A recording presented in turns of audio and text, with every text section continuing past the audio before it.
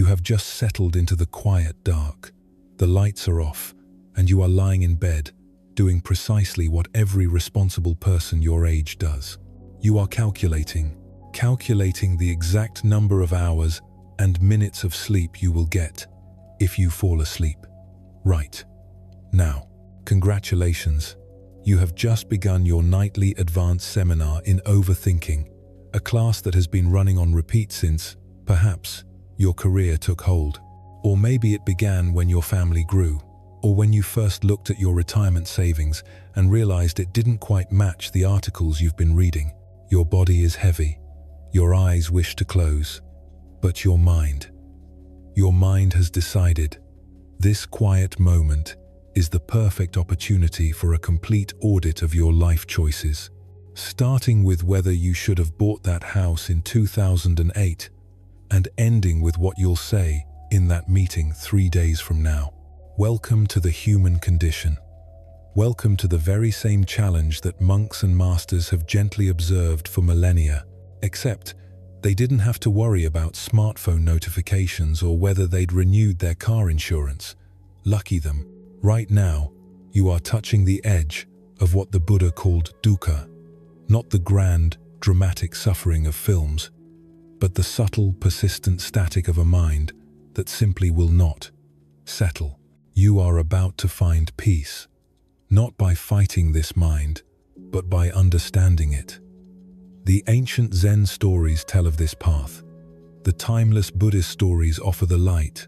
Those old teachers knew exactly what this feels like, and they left us a map. Let's begin with what is happening right now. You are lying here, horizontal, and your mind is generously offering you everything. It is reminding you of a project deadline, an email you might have forgotten to send, the cholesterol numbers from your last physical, whether you should rebalance those investments, if your adult children are truly happy, or just saying they are. And, of course, the mind's favorite topic, the fact that you are not sleeping. This, my friend, is not a monkey mind. That comparison is too simple. It is unfair to the monkeys who, at least, do not lie awake contemplating their banana portfolio. No. What you have is an untended garden. Your mind is a vast, beautiful, and fertile garden. But at night, when the day's distractions are gone, you are left alone in it, and you realize the weeds of worry have grown tall. The vines of past regrets are tangled around the pathways, and the insects of future anxiety are buzzing near your ear. Your body is tired. It wants to rest, but you feel you cannot rest until this entire wild garden is perfectly manicured. This is where the wisdom of Zen Buddhism begins. The Buddha himself, Siddhartha, was about your age, perhaps in his late 20s or early 30s, when he decided to figure out why humans suffer, why this garden of the mind seems to grow weeds all by itself. He had been living the good life, a truly good life, a wealthy family, a beautiful palace, perfect health, servants. He had what amounted to the best healthcare and retirement plan of 500 BC. But he looked around, in the quiet of his palace, and thought, why am I not at peace? Why is my mind never truly silent? Sound familiar? You have the home, perhaps with a mortgage you've tended for years. You have the career, with its own unique brand of sophisticated stress. You have a family, perhaps grown, who still need you in ways that have simply changed, not lessened. You have, by all measures, succeeded, and yet, here you are, wide awake, wondering why inner peace feels more elusive than a comfortable position for your shoulder. Here is the first and most liberating thing those ancient teachers discovered, a truth that is the key to tending your garden. Your thoughts are not you. They are not reality. I know. That thought about your upcoming financial review feels intensely real. So, does the memory of that sharp word you said this afternoon. But these are mental events. They are not prophecies carved in stone. They are simply weeds. They are a natural part of a fertile garden. Right now, your mind is doing what minds do best. It is creating detailed scenarios. It's producing a spectacular film festival of potential disasters. Coming this winter, What If My Savings Run Out? Starring your anxiety and featuring a special guest appearance by every financial mistake you've ever made. You have been trying to pull these weeds by thinking about them harder. But as any gardener knows, pulling a weed the wrong way just spreads its seeds. Let's talk about the Four Noble Truths. This is the ancient, time-tested equivalent of, here is why your garden is overgrown, and here is the gentle way to tend it, without needing to buy a single new tool. The first noble truth. Life includes dukkha. This means suffering, yes, but a more accurate word is unsatisfactoriness. Or, as you are currently experiencing it, why am I wide awake thinking about whether I should have bought the extended warranty on the dishwasher? You see, the Buddha noticed that even when life is objectively good, even if you are safe in a warm bed, worried about future problems instead of immediate survival, life is pretty good. We still find ways to be dissatisfied.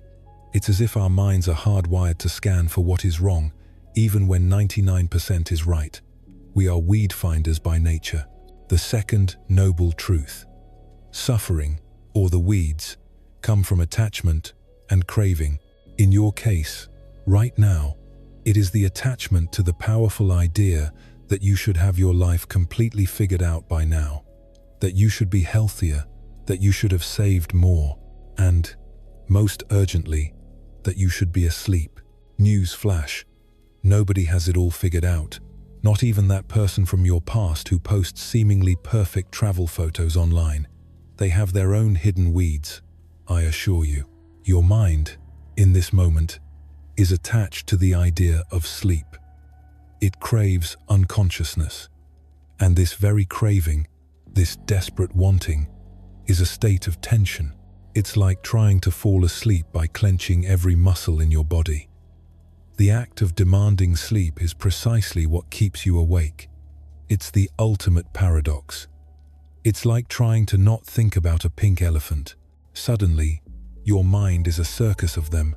You are lying there, attached to the belief that a perfectly managed life, a life without weeds, is the goal. But the Buddha would gently suggest that a perfect garden isn't one without weeds. It's one where the gardener knows how to tend to the weeds with wisdom and kindness. The third noble truth. There is a way out of this suffering. There is a way to tend the garden. And no, it doesn't involve a new, expensive organization system for your life. It doesn't require a different mattress or an app that costs $19.99 a month. The Buddha would have been deeply amused by the concept of subscription-based enlightenment. The way out is not through more thinking. You have been thinking for several decades. You are an expert-level thinker. And where has it led you? Right here, in this bed, thinking about how your thinking is keeping you from sleeping. It is time for a profoundly different approach. You cannot pull the weeds by analyzing them. You must simply learn to see them and then gently remove them. The third noble truth. There is a way out of this suffering. There is a way to tend the garden. Do not worry. This is not a new, complicated diet plan you tried last spring. This is not a list of 101 things you must do perfectly. It is a gentle, unfolding process. And it all begins with what is relevant to you, right now, in this bed. It begins with right mindfulness. This simply means being aware of what is actually happening, not what your mind's anxious film festival says is happening. Let's do a quick check. What is actually happening? You are lying in a bed. You are breathing. You are physically safe. There is a roof over your head. That's it. That is the factual reality of this moment. Now, what is your mind saying is happening? It's saying that tomorrow is ruined, that your health is fragile, that your finances are precarious, that you are failing at this simple human task of sleeping, and that somehow this is all connected to that decision you made in 2011. Here is a simple, yet profound secret. The Buddha taught that almost all our suffering, all those weeds, grow from living in the past, regret, or the future, anxiety. We are almost never, ever, simply living in the present. And let's be honest, at this stage in life, you have so much more past to regret and a much more complex future to worry about. It is the perfect recipe for 3 a.m. anxiety. One moment, you are regretting not taking that other job. The next, you are projecting healthcare costs for the year 2040. Meanwhile, the present moment, the only one that is real, the only one you can ever live in, is sitting here. It's like that beautiful garden bench you bought, the one you keep meaning to sit on, but you're always too busy running around pulling weeds in a panic. The practice of Buddhist meditation is not about emptying the mind. That is impossible. It is about learning to sit on that bench, even for just a moment, and watch the garden as it is. Let's explore the concept of Anatta, or non-self.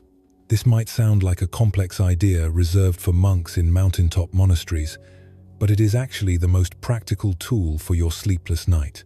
That voice in your head, the one that is currently curating your list of greatest worries and regrets, that is not the real you. It is simply a habit of the mind.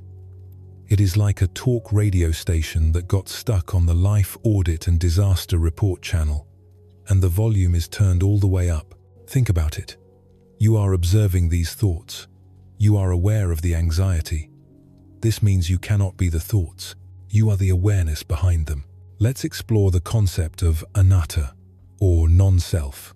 This might sound like a complex idea reserved for monks in mountaintop monasteries, but it is actually the most practical tool for your sleepless night.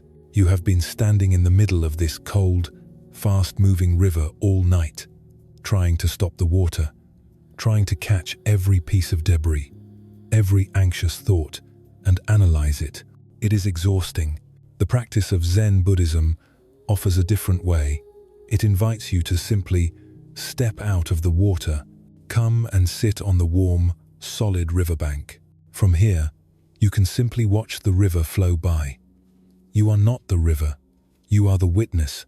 You are the quiet, spacious awareness, watching the river of your mind. And this is where this particular practice of Zen meditation becomes so liberating. Lying here in bed, you can practice. Notice that thought about tomorrow's schedule. Ah, there it is. See it like a leaf floating on the current. You don't have to follow it. You don't have to jump in and chase it. You just notice, a thought about tomorrow, and you let it drift by. Another one will be along in a moment. They are more reliable than the bus service. Here comes a memory from your childhood, another leaf. Here comes the thought, I'm still not sleeping. That is just another leaf. A particularly big, scratchy one, perhaps, but just a leaf. Let them pass. Your only task is to remain on the riverbank, aware and present. This leads us to anicca, or impermanence. This sounds like a sad word, but it is actually your greatest source of comfort right now. Everything changes. The river is never the same river twice. The water that just passed will never return. Remember when you were 25 and could survive on 5 hours of sleep and coffee? That changed. Remember when your biggest financial worry was a dinner bill? That changed, too. The good news, the profound news, is that this current state, this wide-awake, anxious, buzzing feeling, this, too, will change. It is, by its very nature, impermanent. It is just a moment in the river. It cannot last. The bad news is, you will probably have to go through this a few more times before your heart truly accepts this truth. Most of the time, your mind is fighting reality. It is standing on the riverbank, yelling at the water to flow uphill. It insists, this shouldn't be happening. The Buddhist path isn't about forcing the river to stop. It's about realizing you don't have to yell at it. You can just sit. This is the middle way. avoiding extremes. At your age, you know all about extremes. Extreme diets, extreme work schedules, extreme worry. Your current specialty. The middle way here is accepting that you are awake without panicking about being awake. It is accepting the river without being swept away by it. It's like accepting that your metabolism isn't what it used to be. You can be angry about it, or you can just accept it and live from this new reality. Fighting it only makes you miserable. So, let's practice this. Right here, right now, just rest. Rest on the riverbank. Your body is already lying down. Let it be heavy. Let your awareness just watch the flow of thoughts, feelings, and sensations. You don't have to fix anything. You don't have to solve anything. You don't even have to sleep. You just have to be. You are the awareness. You are the stillness. You are the riverbank. And the river is just doing what rivers do. Let's speak about something specific to this season of your life. Perhaps you are a gardener, caught in the middle. You are tending to the old, venerable trees of your aging parents, and you are also tending to the new, unpredictable sprouts of your adult children. You are worried about the roots of one and the branches of the other, and in the middle, you are trying to make sure your own plot of land is watered. This is the anxiety of the sandwich generation. You are planning for a future retirement while still managing the debts of the past. You are dealing with the new aches and creaks in your own body while managing the needs of everyone else. The Buddha would point out, with infinite kindness, that you are suffering not from these responsibilities, but from the stories you are telling yourself about them. The stories sound like this: I should have saved more. I should be healthier. I should have made better choices. I should be able. I should be stronger. Should. This word, should, is the sound of a rusty, scraping metal gate in your garden. It is not the voice of truth. It is the voice of judgment.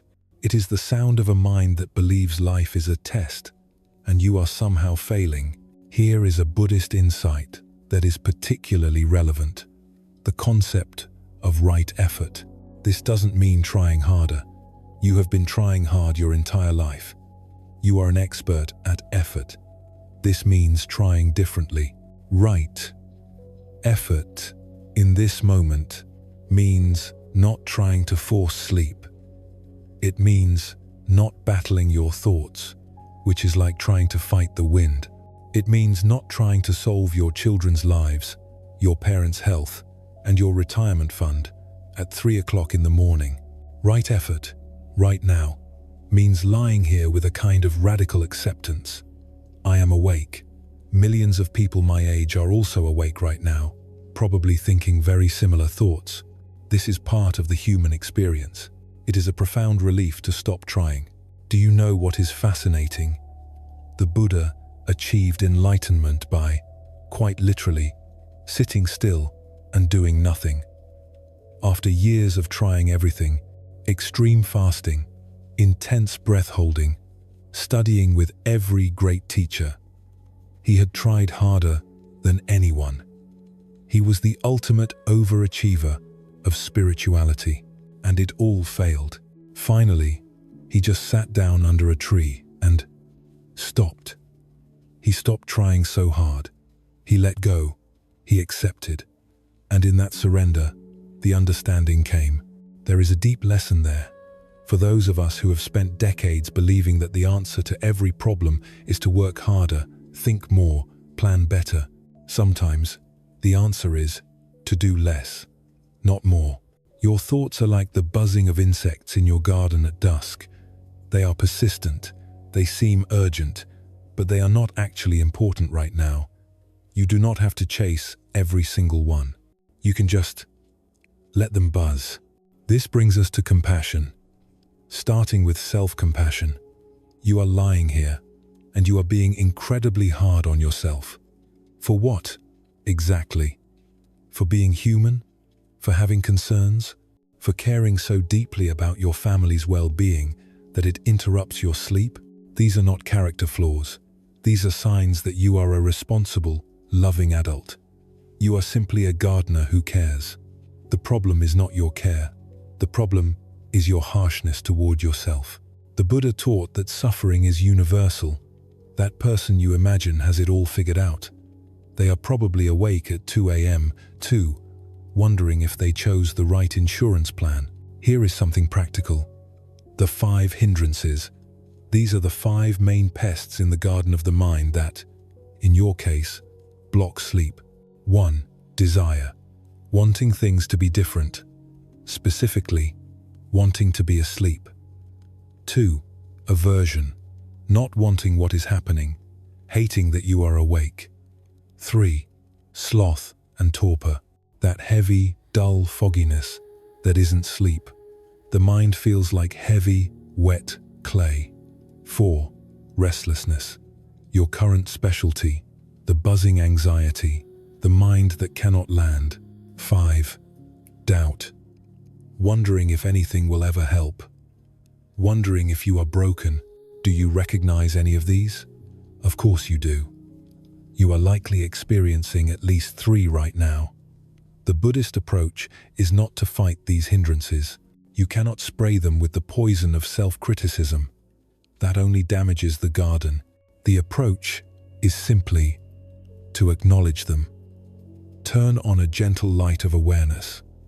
Ah, hello restlessness. I see you are here again. Pull up a chair. But you do not get to drive.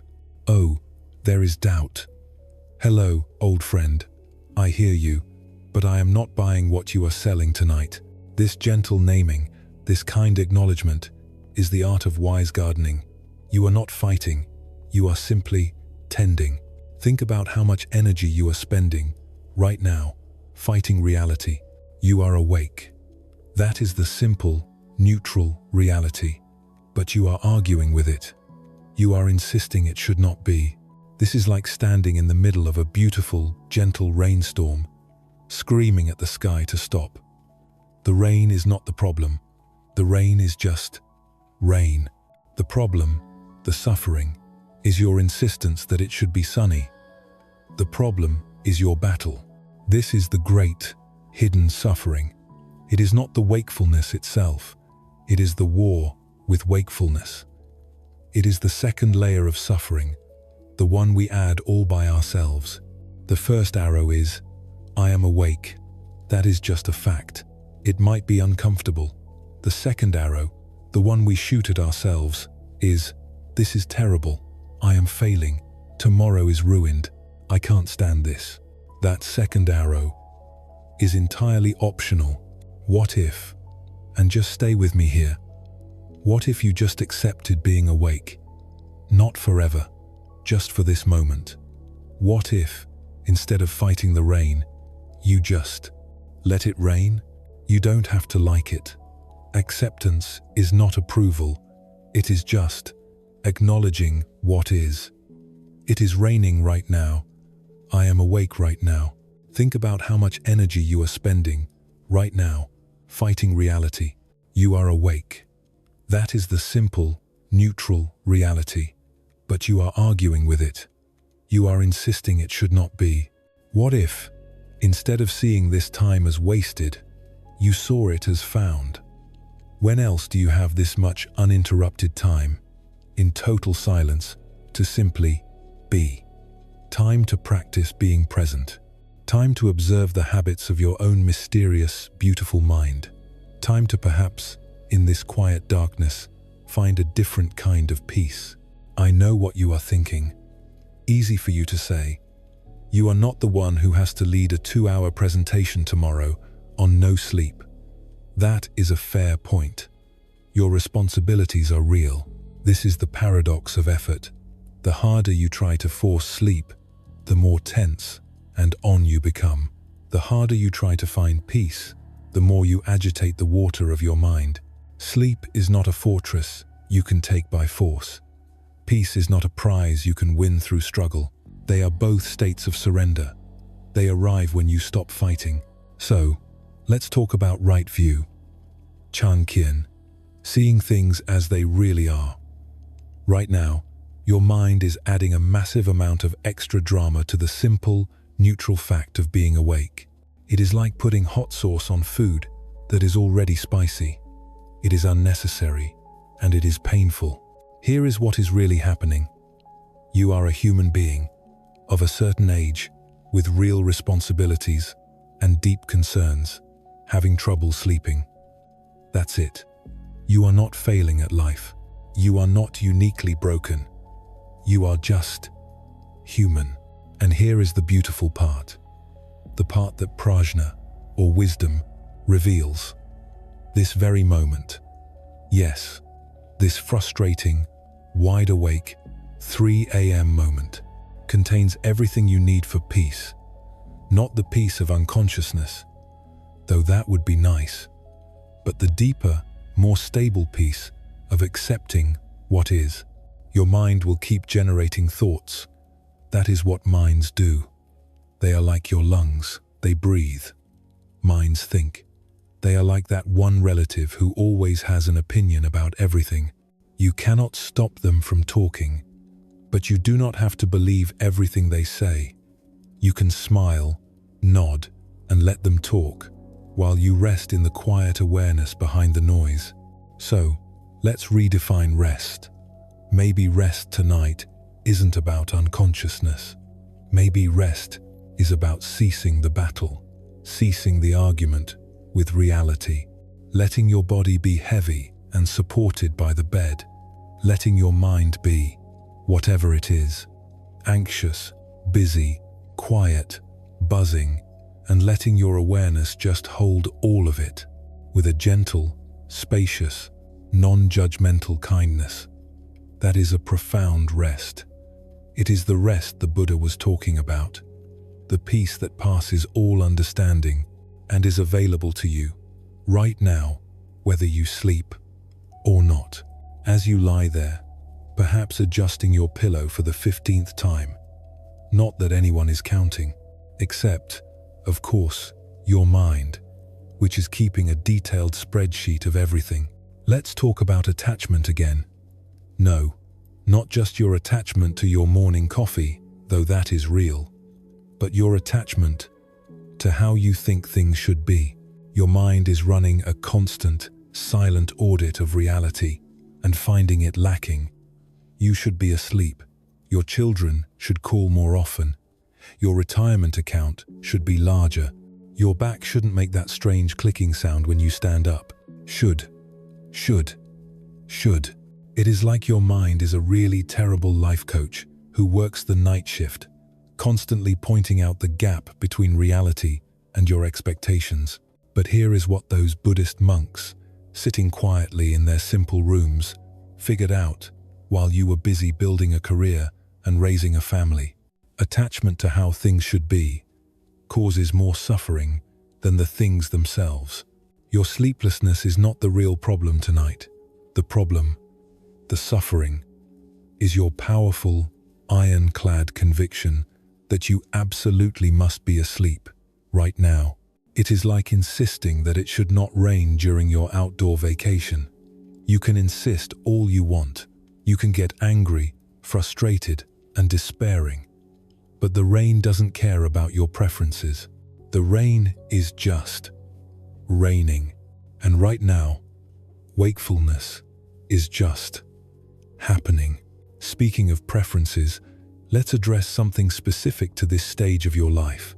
The growing, undeniable awareness of impermanence. Anicca, you have lived long enough to see. Nothing stays the same. Your parents age. Your children grow up and move away, creating their own lives. Career peaks become warm, distant memories. That metabolism you had at 25, gone, along with your collection of music on tapes. The Buddha talked extensively about impermanence. But let's be honest, it hits differently when you feel it in your own bones. When you realize you have more years behind you than ahead. When you notice you are starting to sound just a little like your own parents. When you can actually remember where you were for multiple historical events. This awareness of impermanence is exactly why you are lying awake. Your mind is trying to solve the unsolvable puzzle of mortality and change. using the same approach you use for spreadsheets and tax returns. It is trying to plan its way out of impermanence. But here is what Buddhism teaches. Impermanence is not the enemy. Resisting impermanence is the enemy. You are suffering, not because things change, but because you are fighting against the beautiful, terrifying, natural fact that things change. Think about it. If nothing ever changed, you would still be in that terrible job from your 20 seconds. Your children would never have learned to walk. You would never have grown wiser, more compassionate, more skilled at gardening, or whatever hobby you have picked up to keep your mind sharp. Right now, your insomnia feels permanent. This is my life now, your mind declares, like a dramatic actor on a stage. I am just someone who doesn't sleep. But even this will change. Everything does. So let's explore right effort as it applies to someone who has already spent decades making effort. You've worked hard. You've raised families. You've built careers. And now you are lying in bed, making an effort to sleep, which is about as effective as making an effort to be spontaneous. Right effort, remember, is not about trying harder. At your age, you have surely figured out that not everything can be solved by applying more force. Right effort is about wisdom. It is knowing when to act and when to let go. Right now, the wisest effort might be to stop trying to force sleep and instead just rest. Your body is horizontal. Your muscles are mostly relaxing, except for that one spot in your shoulder that has been tense since 1998. That is already accomplishing something. Let's do a meditation, but not the kind where you need to sit in a lotus position. Your knees have opinions about that. This is bed meditation, perfect for people who remember when phones were attached to walls.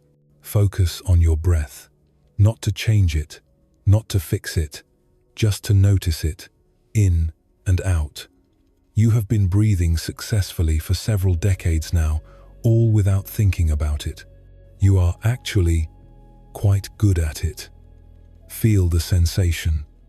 Perhaps it's cool on the way in and slightly warm on the way out. When thoughts arise, I need to call about that insurance claim. Did I take my pill? Why did I say that stupid thing at dinner? Just notice them. You do not have to do anything with them. They are just thoughts.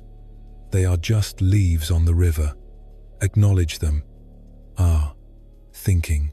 And gently, kindly, bring your attention back to the simple, physical, real sensation of your breath, in and out.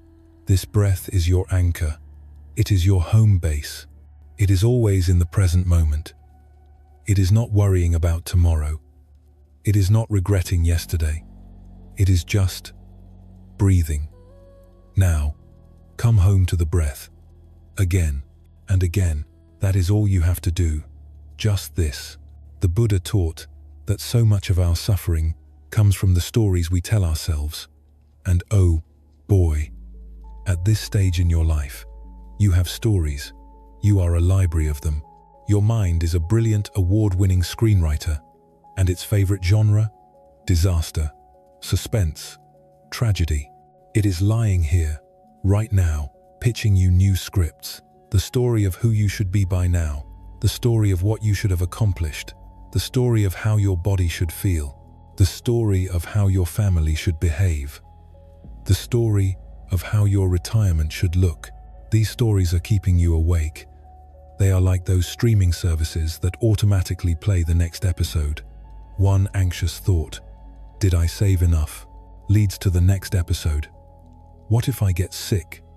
Which leads to the next. Who will take care of things? And suddenly, you are 6 seasons deep into anxiety. The complete collection, and you don't even remember clicking play. Here is a radical, subversive idea. What if you are exactly where you are supposed to be? What if all those mistakes, those plot twists you regret so much, were actually the curriculum of your life? What if all those wrong turns were just research? What if your current challenges, including this very sleeplessness, are not obstacles to your life, but are, in fact, your life? What if this is the lesson? I know. Philosophical acceptance feels about as achievable right now as your high school weight. But stay with me. The Buddha discovered that peace comes not from changing your circumstances, but from changing your relationship to your circumstances. You cannot control whether you sleep tonight. That is the simple, hard truth. But you can control whether you add a layer of suffering, a terrible screenplay, on top of your wakefulness. This practice of mindfulness is the art of seeing the screenplay without believing you are the character in it. You are the audience, watching the film of your thoughts. Let's be practical about something. Your generation, my generation, we were sold a very specific idea. We were sold the idea that we could control everything through hard work and proper planning. Save enough money, exercise enough, eat the right superfoods, take the right supplements, and you will age gracefully into a perfectly managed, golden retirement. And then, reality shows up. Reality shows up with market crashes, with adult children who move back home, with parents who need care, just as your own body starts to need more. Suddenly, that comforting illusion of control starts to look as outdated as your old collection of roadmaps. Buddhism, and Zen stories in particular, offer something profoundly different. It offers the recognition that control was always an illusion. It's the ultimate cosmic joke. We were never in charge. Peace comes from accepting what you cannot control, while taking wise, gentle responsibility for what you can. You cannot control your racing thoughts. They are an echo of a long, responsible life, but you can control whether you believe them. You cannot control whether you fall asleep in the next 10 minutes, but you can control whether you panic about it. Here is a new story for your mind to write. A simple, one-page script. A human is lying in bed. They are safe. They are breathing. They are resting their body, even as their mind wanders. This is all that is required right now. The end. That is a radically peaceful story. It has no drama, no suspense, no disaster. Your mind might find it boring, but your body, your nervous system, will finally be able to unclench. It will finally be able to rest, whether you are conscious or not. You have been trying to solve your life. But what if your life isn't a problem to be solved? What if it is simply a river to be witnessed, a garden to be tended, a film to be watched? You get to choose the metaphor, but in everyone, the wisest action is to stop fighting, to be, and let the story unfold without trying to write the ending. Here is something the Buddha understood, which is particularly relevant to your demographic. Wisdom comes from experience, not from thinking about experience. You have accumulated decades of experience. You have lived through economic recessions. You have raised children, or chosen not to. You have changed careers, or stayed the course. You have lost loved ones. You have celebrated profound victories. You have survived and learned from deep failures. That is wisdom, real wisdom, not the kind that comes from a self-help book or a 10-minute app. It is the kind that is etched into your very being. It is the wisdom of your scars. You have earned this. The lines on your face, the aches in your joints, the memories that make you smile, and the ones that make you wince. This is your library. This is your truth. So, why are you lying here at midnight, thinking you still need to figure something out? You have already figured out how to survive everything life has thrown at you so far. You will figure this out too. In fact, the very reason your mind is so busy is because of this wisdom. You have seen enough of life to know that things can and do go wrong. Your mind is just trying to protect its hard-won territory. It's like a loyal old soldier who doesn't know the war is over, or at least on pause for the night. You can gently say to your mind, "Thank you. I see you are trying to protect me, but right now, in this bed, we are safe." You can stand down the watch, and this leads to another profound comfort. The concept of Sangha. In Buddhism, the Sangha is the community. It is the recognition that we are not on this path alone. Right now, in this very moment, you are not alone in this sleepless night. This is not a solo performance. As you lie here, breathing in the dark, millions of other people your age, with your concerns, are also awake. In a home not far from yours, someone is awake, worried about their aging mother. Across the country, someone is awake, staring at the ceiling, thinking about their finances.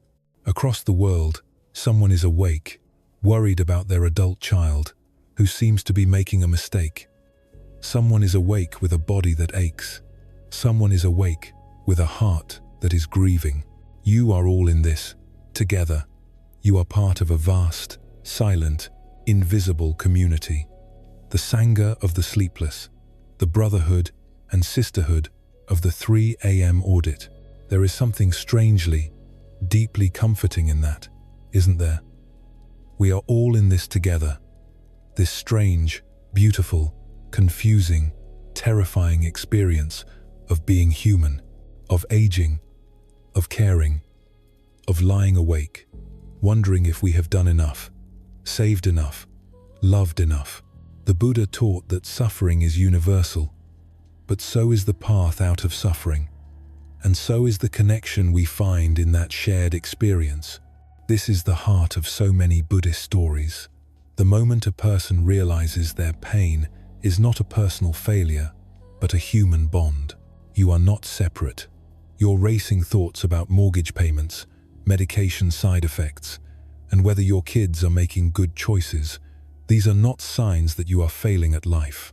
These are signs that you are fully participating in it. So, as you lie here, feel that connection. You are not a single, isolated point of anxiety.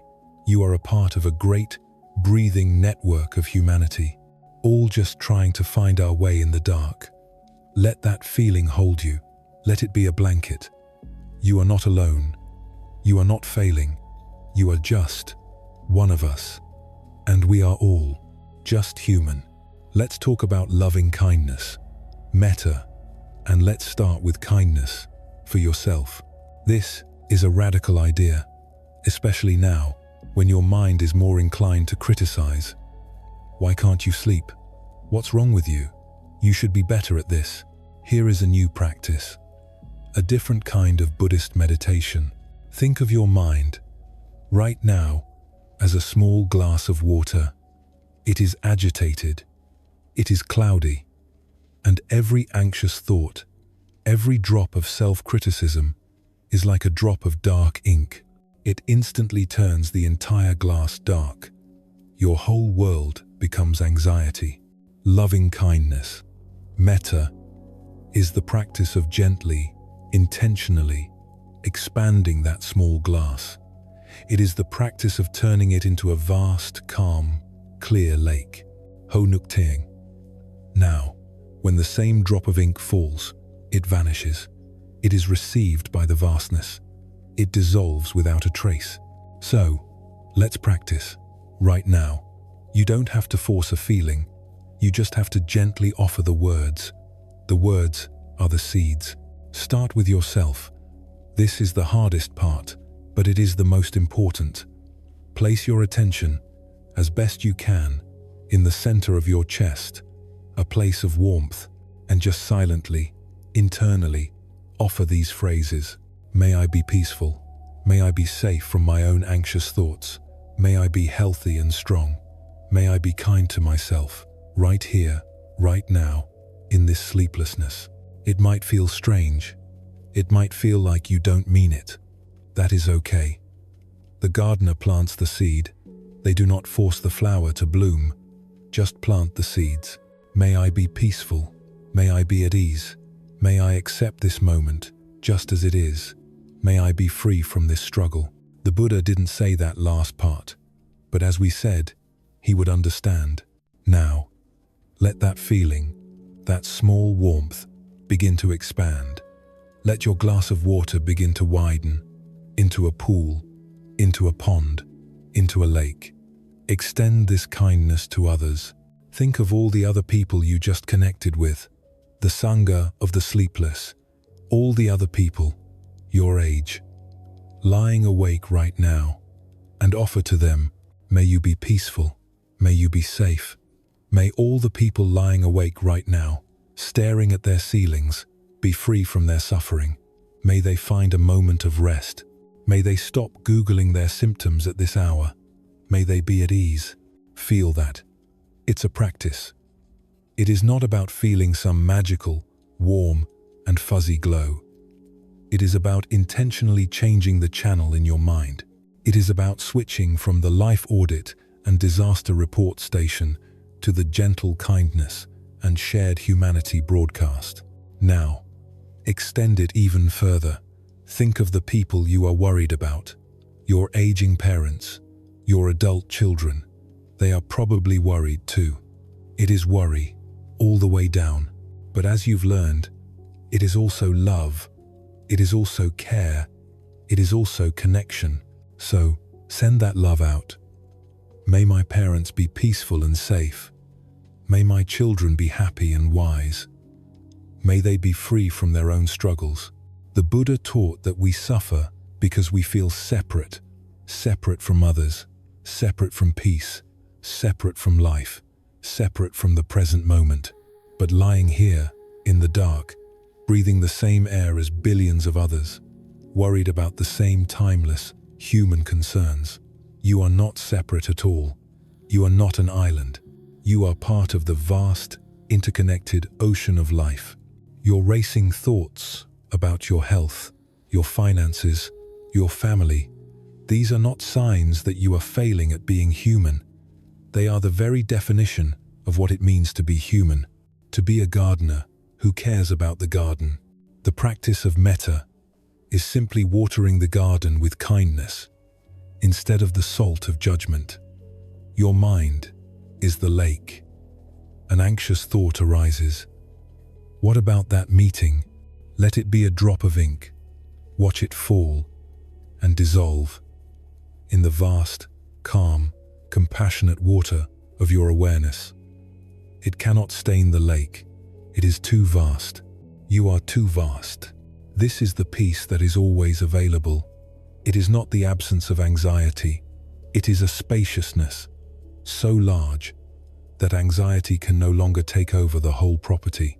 It is just a small cloud in a very, very big sky. Continue to rest in this lake. This is your refuge, peaceful, safe, kind. Here is what Buddhism offers. That is different from all those articles about sleep hygiene and stress management. It offers the profound recognition that sometimes being awake at night is just part of the human experience. It is not a problem to be solved, but an experience to be met. Maybe tonight isn't about sleeping. Maybe tonight is about practicing being gentle with yourself in a world that is always demanding you be tough. Practicing observing your mind without getting swept away by its drama. Practicing recognizing that you are exactly where you are supposed to be, even if, especially if, that is wide awake, in the quiet darkness. The Buddha found enlightenment not by escaping life's difficulties, but by facing them with clear-eyed compassion and wisdom. You do not need to find enlightenment tonight, though, if you do, please share the secret. You just need to find a little peace with where you are. And where are you, really? You are in a bed. You are relatively healthy. You have a roof over your head.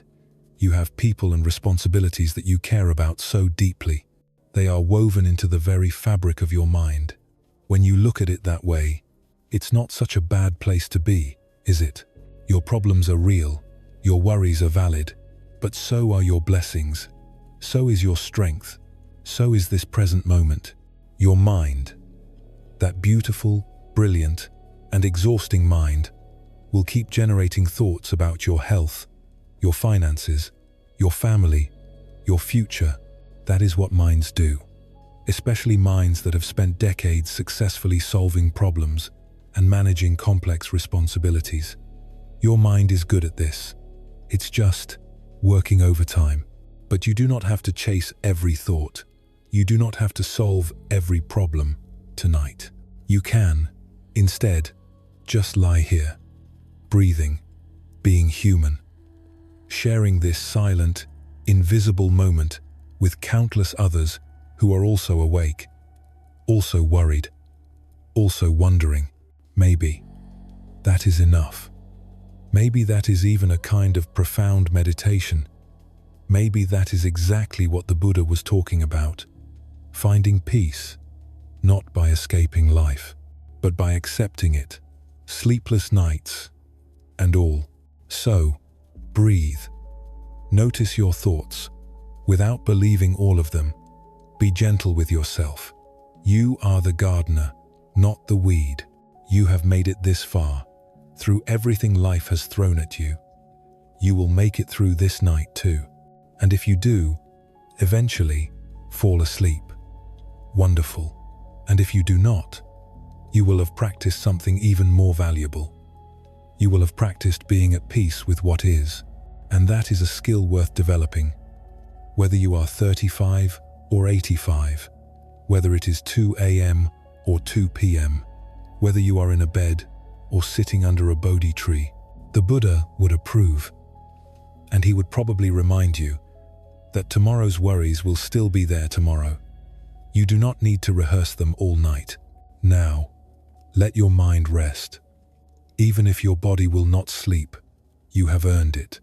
After all these years of thinking, planning, worrying, and caring, tonight, you can just be.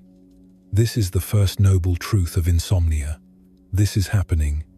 The second, you are attaching to the idea that it shouldn't be. The third, you can let go of that attachment. The fourth, here is how. By practicing exactly what you are doing right now. Being aware, being present, being human. Welcome to Buddhism for the sleep-deprived. Class is in session, and you are already passing. This is one of the most relaxing videos you can experience, a lesson from within. So, you have been lying here for what now feels like several geological epochs, and your mind has just decided to throw a party. Unfortunately, it is the kind of party where all the guests are your deepest anxieties, and they are currently arguing over who gets to control the music. And the music is a non-stop playlist of your worst-case scenarios. Welcome to the next chapter of your nightly mental marathon. The part where we explore why Buddhist monks spent centuries not just sitting, but observing the human mind. Instead of, inventing a more comfortable pillow, you just shifted position. Again, not that anyone is counting, except, of course, your brain, which is keeping detailed, minute-by-minute statistics on everything. Pillow flips. 19. Blanket readjustments. 27. Number of times you've calculated remaining hours until dawn. 40. 2. Number of times you've checked to make sure your alarm is actually set. 5. This, my restless friend, is what the Buddha called Papanka. It is one of my favorite words. It means mental proliferation, or complication, or, my personal favorite translation, the tendency of the mind to take a simple thing and build an entire, dramatic, unnecessary universe around it. Your mind is a master of Papanka. It is not just a party, it is an after-party. It is the part of the night where the original guests, your worries, have invited their friends, and their friends are all loud, obnoxious, and starting to break things. It works like this. A simple, Neutral fact arises. I am awake. That is the first guest. But Papanka does not let that guest just be. Papanka is the host that runs up, gives the guest a microphone, and says, "Tell us more, and bring in your friend." The friend is, "I am awake, and tomorrow will be terrible." And that friend's friend is, "Tomorrow will be terrible, because I will fail that presentation." And that friend's friend is, "I will fail the presentation, and my boss will notice," which leads to, "I will lose my job," which leads to, "I will not be able to pay the mortgage," which leads to, "I will end up living in my car," and scene. In the space of 60 seconds, your mind has produced, written, and directed a full-length feature film that starts with, "I am awake," and ends with, "I am destitute," and you are binge-watching this series against your will. This is Papanka. It is the mind's uncontrollable habit of elaborating, of spinning stories. It is like having a small, informational memo, "I am awake," that your mind insists on turning into a 900-page legal thriller, complete with footnotes of all your past failures. Let's talk about what is really happening in that brilliant, overactive mind of yours. See, 2,500 years ago, while most people were worried about, will the crops grow, and is that saber-toothed tiger gone yet? A wealthy prince named Siddhartha was lying awake in his palace, wondering, why can't I just chill? He had everything: the palace, the servants, a father who literally tried to hide all suffering from him. Imagine having a helicopter parent who actually owns the helicopter. But there he was, probably lying on the ancient equivalent of a memory foam mattress, just like you, thinking, there has got to be more to life than this constant static. So he did what any reasonable person would do. He left his cushy life to sit under a tree and figure out why the human mind cannot stop overthinking. And after several years of this, talk about a commitment to solving sleeplessness, he discovered something that would really annoy most modern productivity gurus. The problem isn't your thoughts. The problem is that you believe your thoughts. The problem is that you think. Your thoughts are you. Right now, for instance, that voice in your head that is methodically listing every single thing that is wrong with your life, that is not you. That is just mental radio static. That is Papanka, the radio DJ, playing its greatest hits. You are the one who is hearing it. Big difference. The Buddha called this insight Anatta, or non-self, which sounds, I know, like something your yoga teacher might say while you are trying not to fall over in tree pose. But here is what it actually means. For you, at this ungodly hour, that running commentary in your head, the one currently doing a ruthless performance review of your entire life, it isn't the real you. It's no more you than a podcast you are listening to is your actual friend. You are just aware of it. And that is the beginning of freedom. Let's get practical about this. You are lying here, and your mind is helpfully providing commentary, like a sports announcer who really, really hates the home team. And there goes another minute of potential sleep. That's going to cost them tomorrow. Oh look, they're remembering that awkward conversation from 1997. A terrible play. What were they thinking? This is what Buddhists call the monkey mind. Although, as we've established, that is deeply unfair to monkeys. At least they sleep at night. At least they don't lie awake wondering if they saved enough bananas for retirement, or if their fur is starting to thin. Your particular monkey mind has evolved. It has been upgraded. This is not your grandfather's monkey mind. This is Monkey Mind 2. It has advanced anxiety features. It has a high-definition, 8 kelvins, surround sound catastrophe simulator.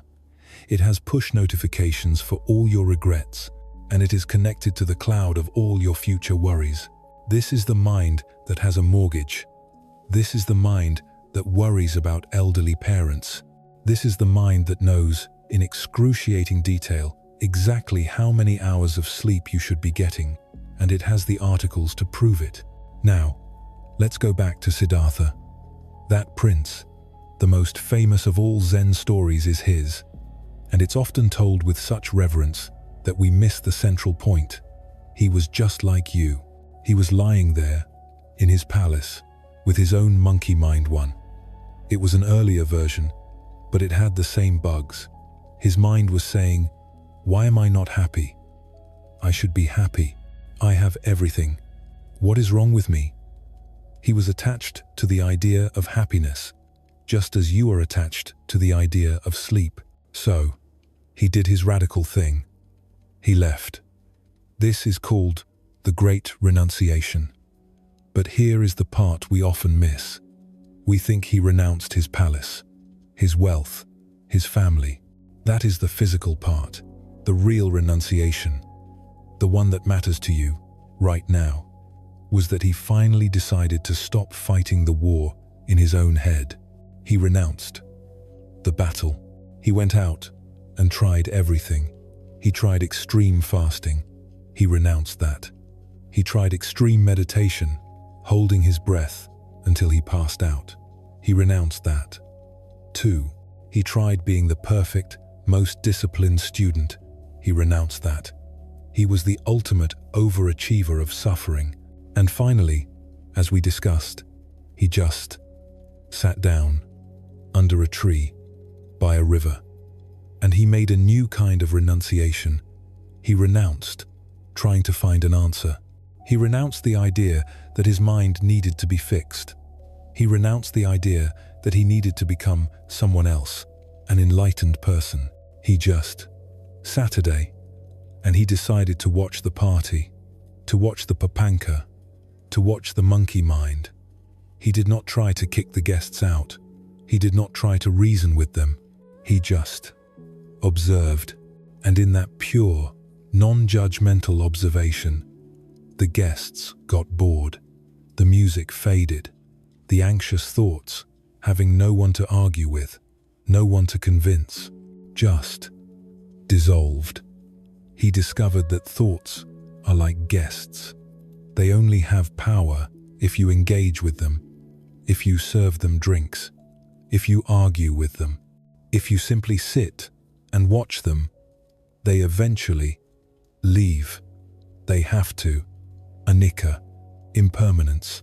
So, here you are, lying in bed. You are Siddhartha. Your bed is the Bodhi tree. Your monkey mind too is the great demon, Mara, whispering all your doubts. This is stupid. You are not a Buddha. You are just a tired person who needs to sleep. This will never work. You are failing at this too. And your practice, your great renunciation, is to not fight back, is to not argue, is to let that voice talk, and to just rest in the awareness behind the voice, to let the announcer call the terrible play, and to just feel the breath, to notice the sheets on your skin, to just be. This isn't a passive act. It is the most radical, courageous act of all. It is the renunciation of your own internal war. It is peace. The Buddha, in his deep observation of the mind, that great, untended garden we spoke of, identified what he called the 5 hindrances.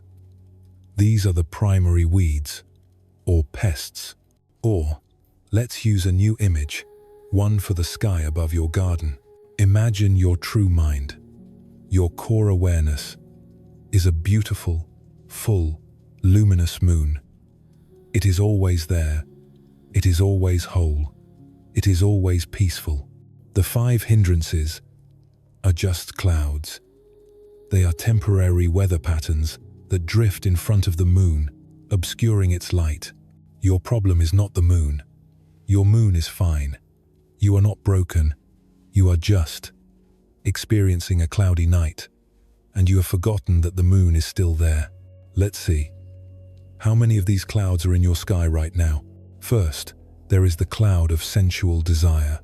This is not just the fun kind. In this context, it is any wanting. It is the big, heavy, opaque cloud that is blocking everything. Its name is, I want to be asleep. I want my mind to be quiet. I want this night to be over. I want my back to stop aching.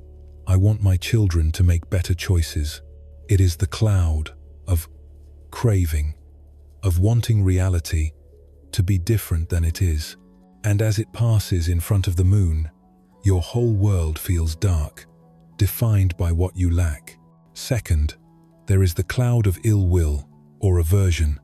This is the dark, stormy, flashing cloud. It is full of lightning and sharp wind. This is the hating cloud. You are angry, frustrated, resentful. You are angry at being awake. You are frustrated with your racing thoughts.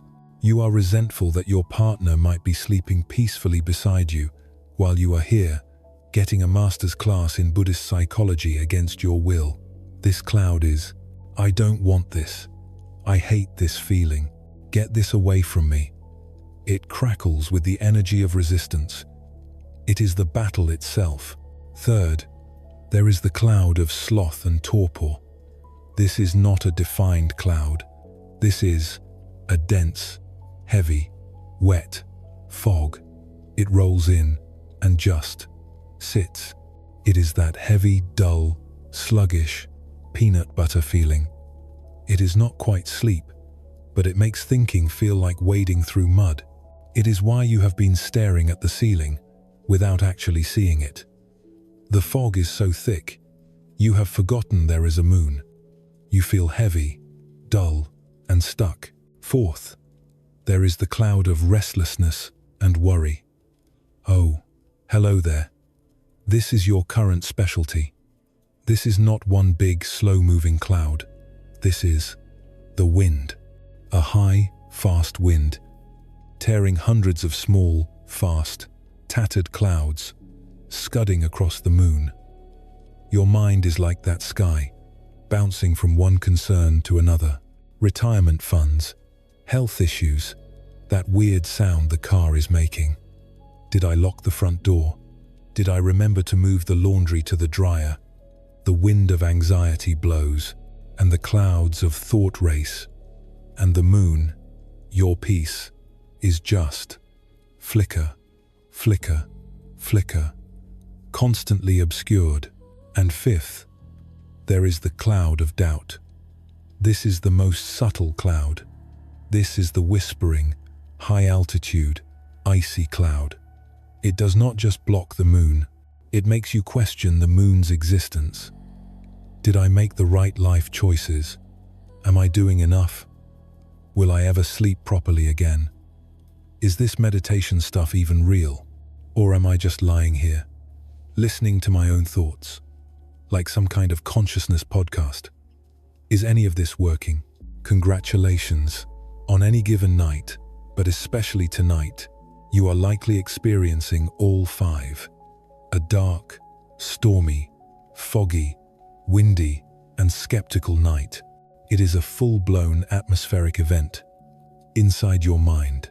But here is the thing, the profound, life-changing thing the Buddha figured out. These clouds are not you. They are not in the moon. They are just weather. They are not personal failures. They are not signs that you are bad at being human. They are just what minds do.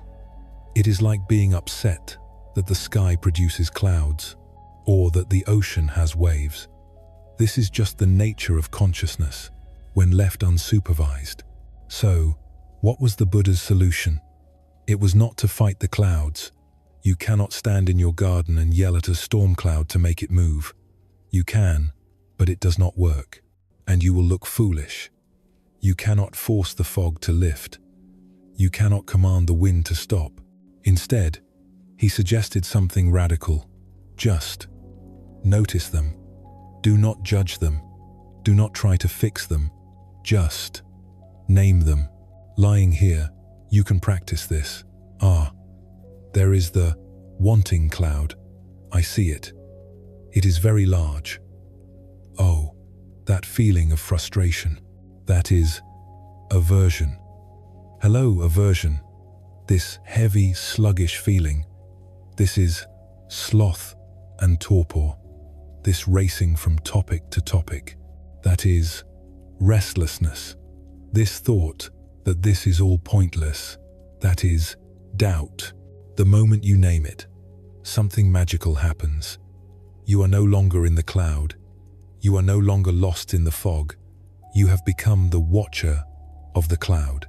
You are the vast, stable, patient sky, observing the weather. And you remember, the moon is still here.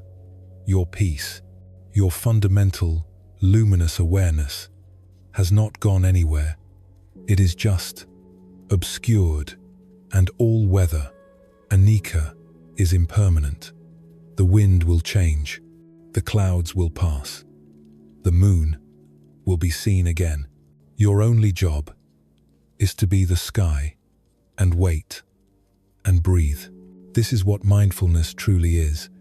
It has now been packaged and sold as everything from a corporate wellness program to a feature on your phone. But originally, it just meant paying attention to what is actually happening, instead of what your mind says is happening.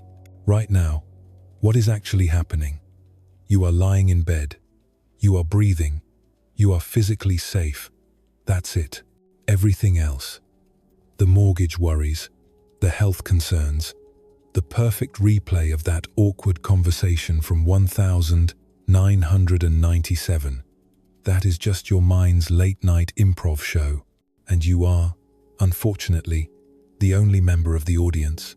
Speaking of which, let's talk again about Papanka, that mental proliferation, that chain reaction. I can't sleep, leads to tomorrow will be terrible, leads to I'll mess up at work, leads to I'll lose my job, leads to I'll end up living under a bridge. This is the catastrophe train. Your mind is a very efficient, very punctual train conductor.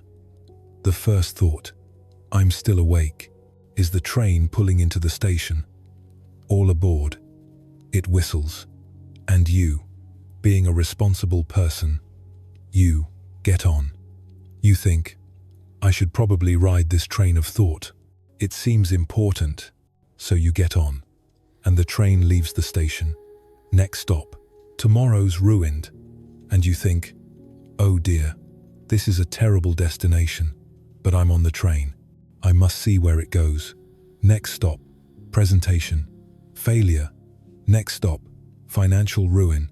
Final stop, total life collapse.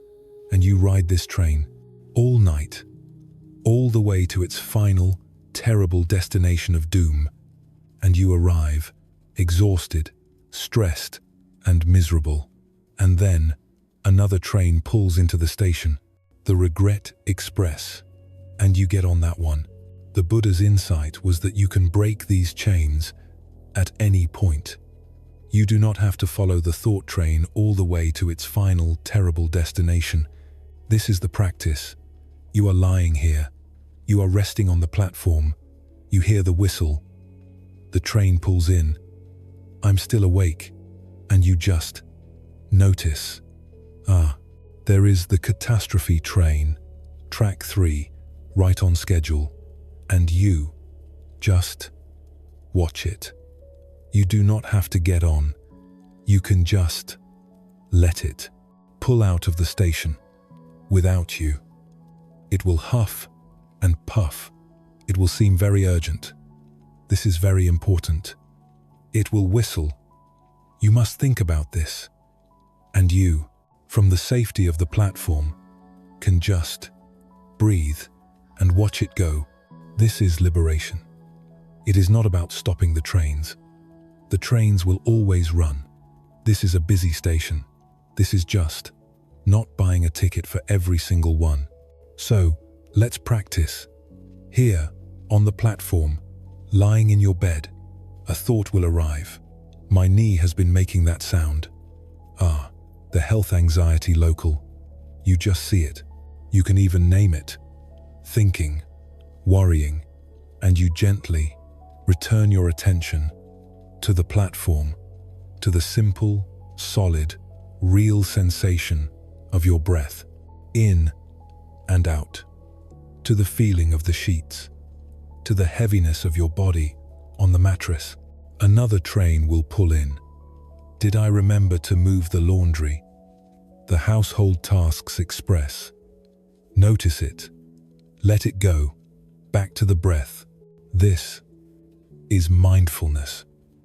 It is the simple, profound, and repeated act of not getting on the train, of choosing the present moment, the platform, over the mind's imaginary, catastrophic destinations. You are not fighting the trains. You are not yelling at them. You are not trying to dynamite the tracks. You are just choosing not to board. Again, and again, and again. This is the practice. This is the path. And you are doing it right now. This is where the Buddha's teaching on anicca, impermanence, comes in handy again. It is a lesson that bears repeating because our minds are built to forget it. Everything changes. Everything is in flux, including, and especially, your current state of wide-eyed, hyper-alert, anxious worry. The thoughts you are having right now, the ones that feel so solid and permanent, so true, they are temporary. The feeling that you will never sleep again, that is temporary. That embarrassing thing you said at last year's holiday party. Well, the memory is persistent, but the sting, even that, is temporary. The Buddha pointed out that we suffer because we treat temporary things as if they are permanent. We think our current problems will last forever. We think our current feelings are our permanent personality. I am an insomniac. We think our current thoughts are eternal, capital T, truths, but they are not. They are weather. They are clouds passing in front of the moon. They are waves rising and falling in the ocean. They are constantly changing, occasionally dramatic, and completely beyond our control. But they are not. They are weather. They are clouds passing in front of the moon. They are waves rising and falling in the ocean. They are constantly changing, occasionally dramatic, and completely beyond our control. Speaking of lack of control, let's address, once more, what is really keeping you awake. It is the illusion, the deeply held, cherished belief that if you just think about something hard enough, you can control it. That if you worry about it enough, you can somehow build a fortress against disaster.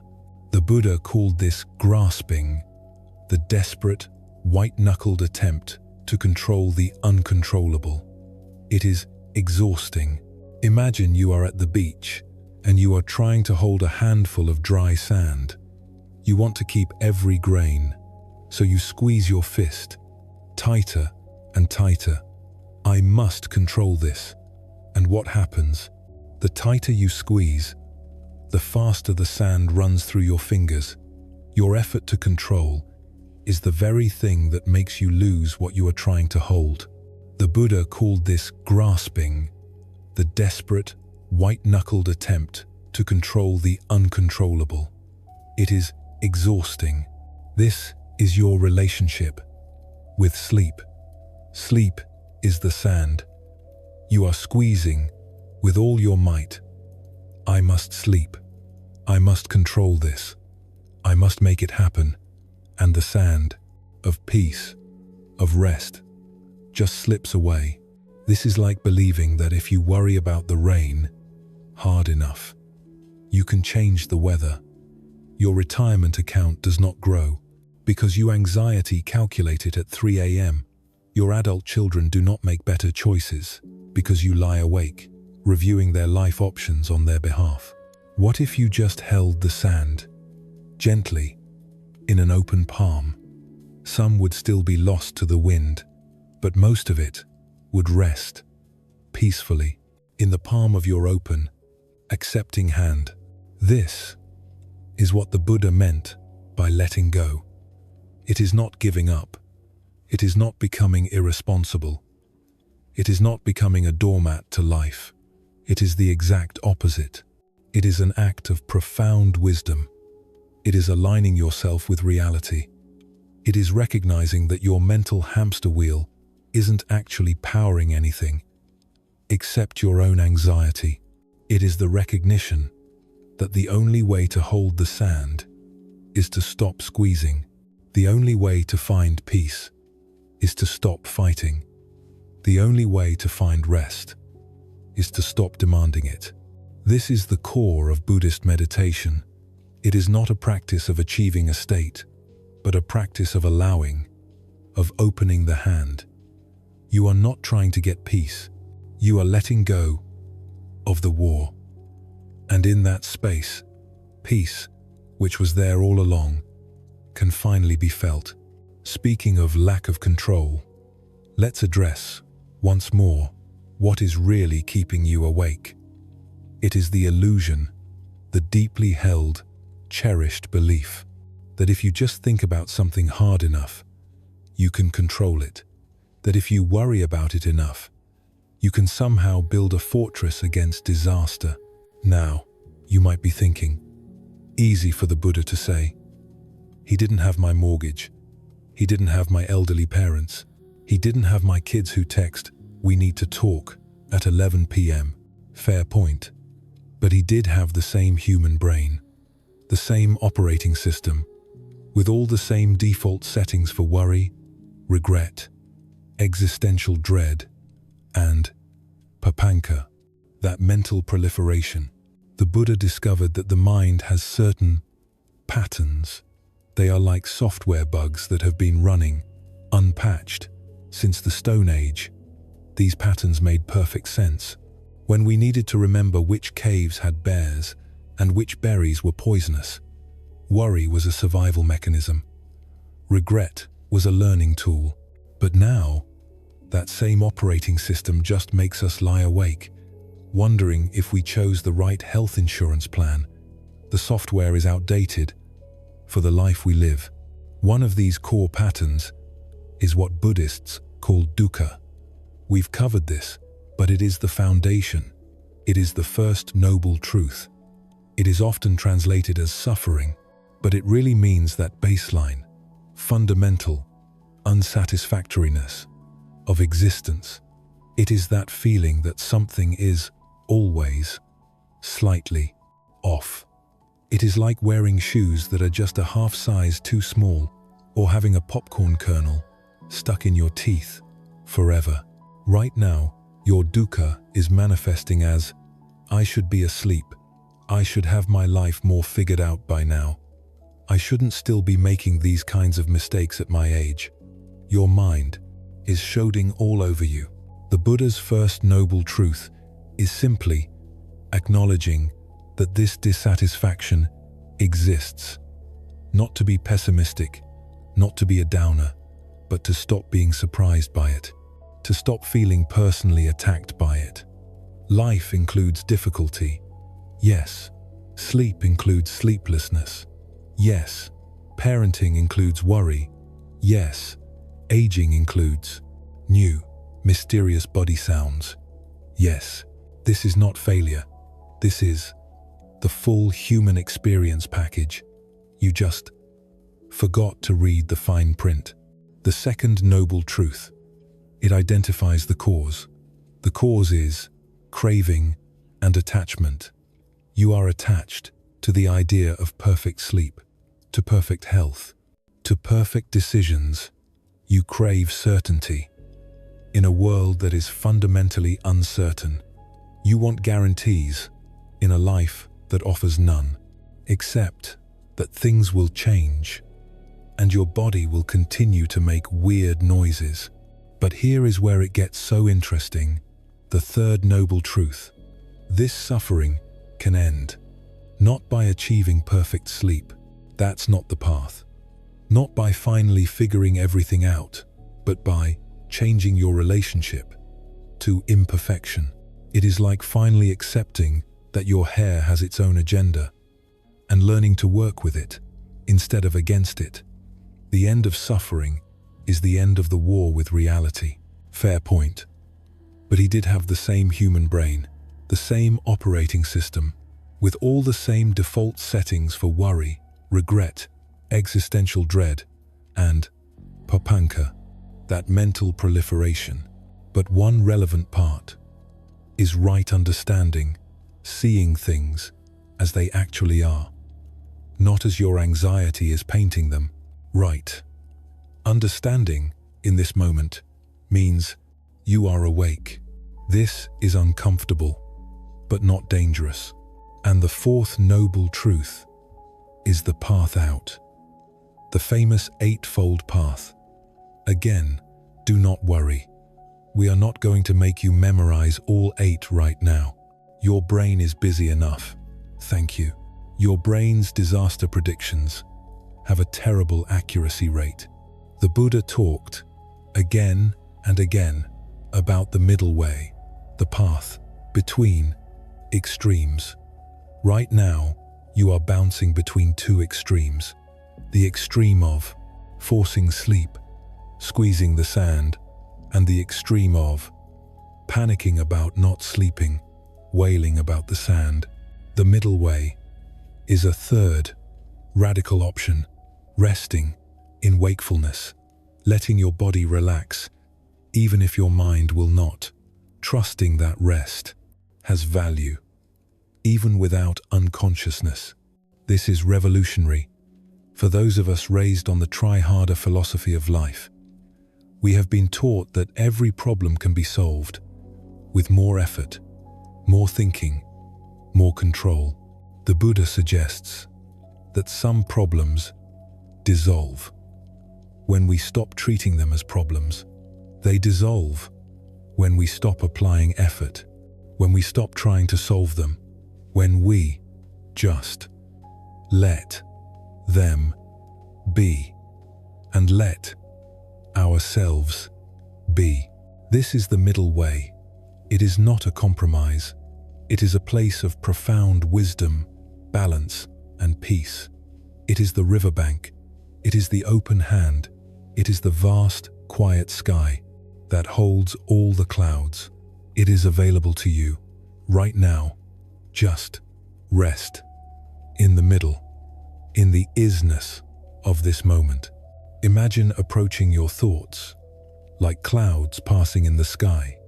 You do not have to chase them, fight them, or figure them out. Your job is not to be a cloud chaser or a cloud fighter. Your job is to be the sky, vast, open, spacious, and, for the most part, undisturbed. This is meditation, by the way, not sitting cross-legged, unless you want to, not chanting, unless that is your thing. It is simply observing your own mind without getting pulled into its drama. You are already doing it. You just did not know it counted. The Buddha emphasized that meditation isn't about achieving some special, blissful state or having mystical experiences. It is about seeing clearly what is already happening.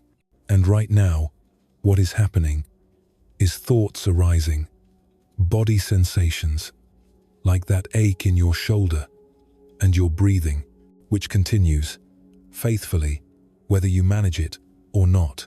Let's explore what the Buddha called the 4 foundations of mindfulness. This sounds like a very complex academic philosophy degree, but it is not.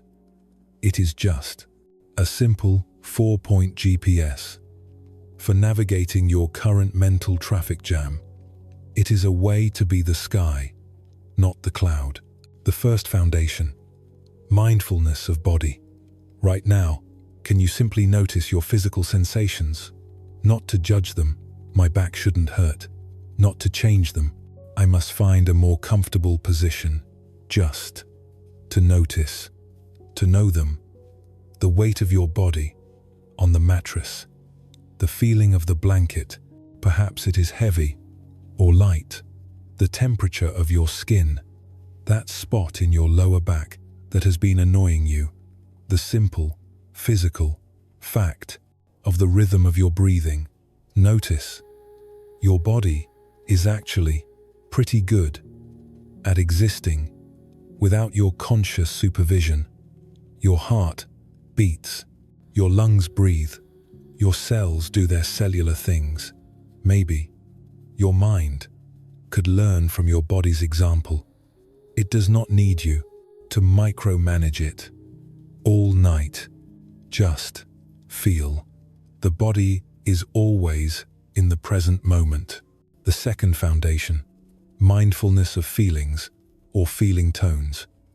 In Buddhism, this doesn't mean emotions like, I'm sad because my kid never calls. It means the basic, raw flavor of experience. Every experience has one of three flavors: pleasant, unpleasant, or neutral. That's it. Right now, being awake when you want to sleep, that is probably unpleasant. The softness of your pillow against your cheek, pleasant. The sound of a car passing, far away, outside, probably neutral. The practice is just to notice. This thought brings an unpleasant feeling. The quiet of the house is pleasant. You just observe the flavors without needing to react to them. You don't have to push away the unpleasant or grasp at the pleasant. You just notice. Oh, that's an unpleasant flavor. This simple noticing creates space.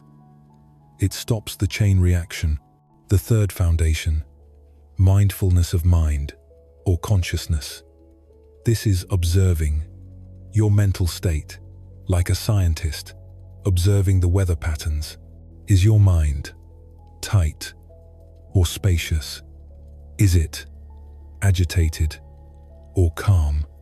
Is it racing or sluggish? That's the sloth and torpor fog.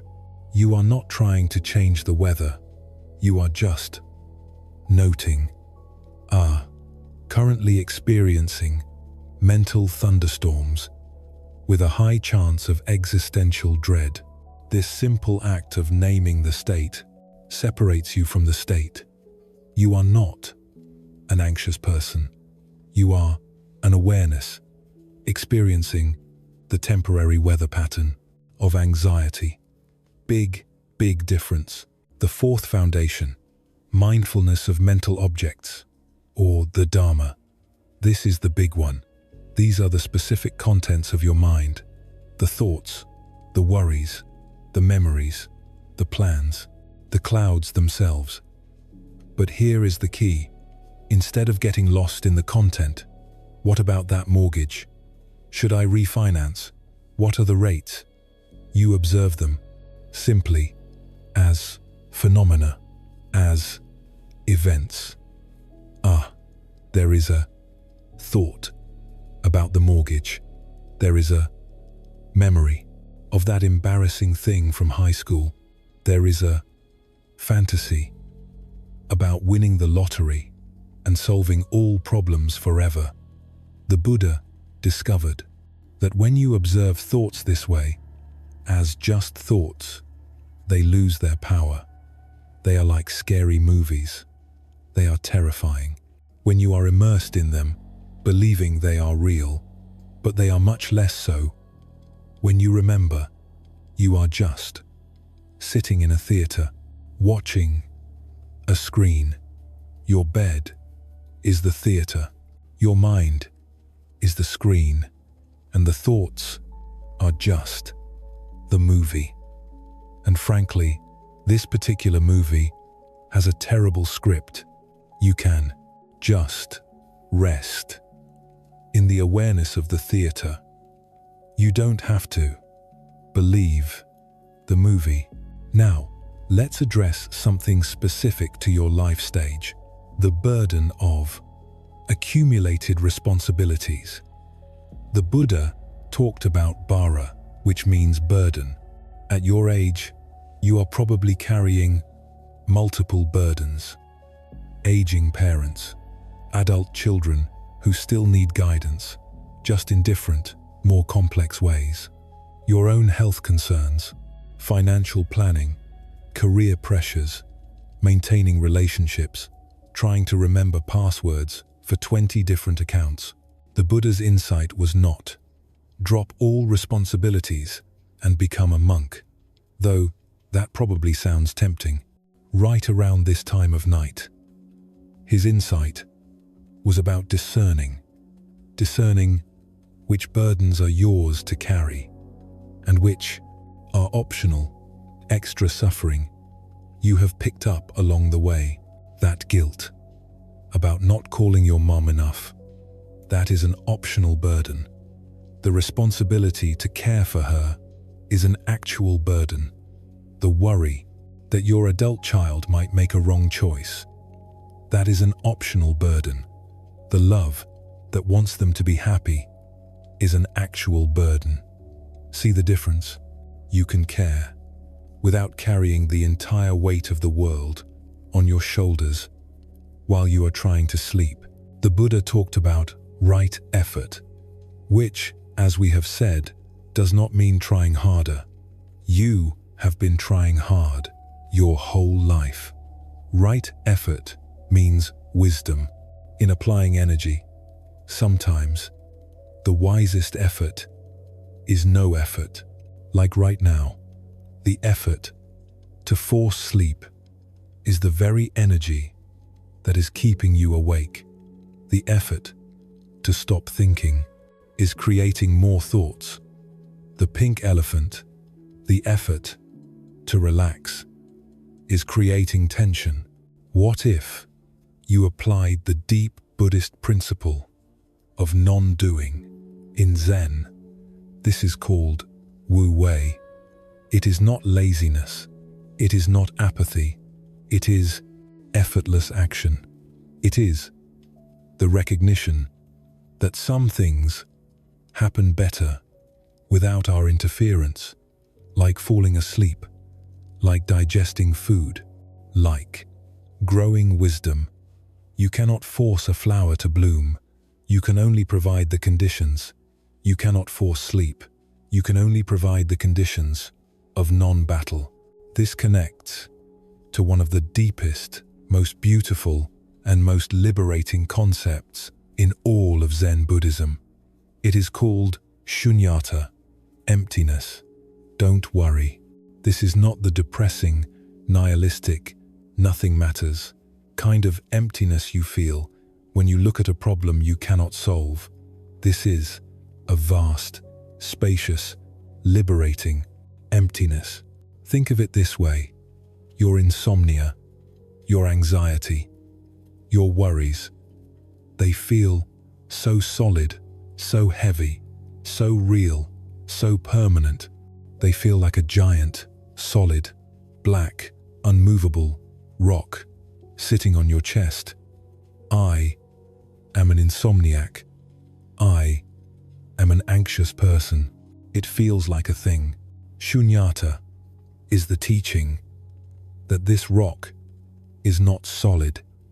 It is empty of being a solid, permanent thing. It is like a cloud. From a distance, a cloud looks solid. You think you could walk on it, but if you fly through it, it is just mist, vapor.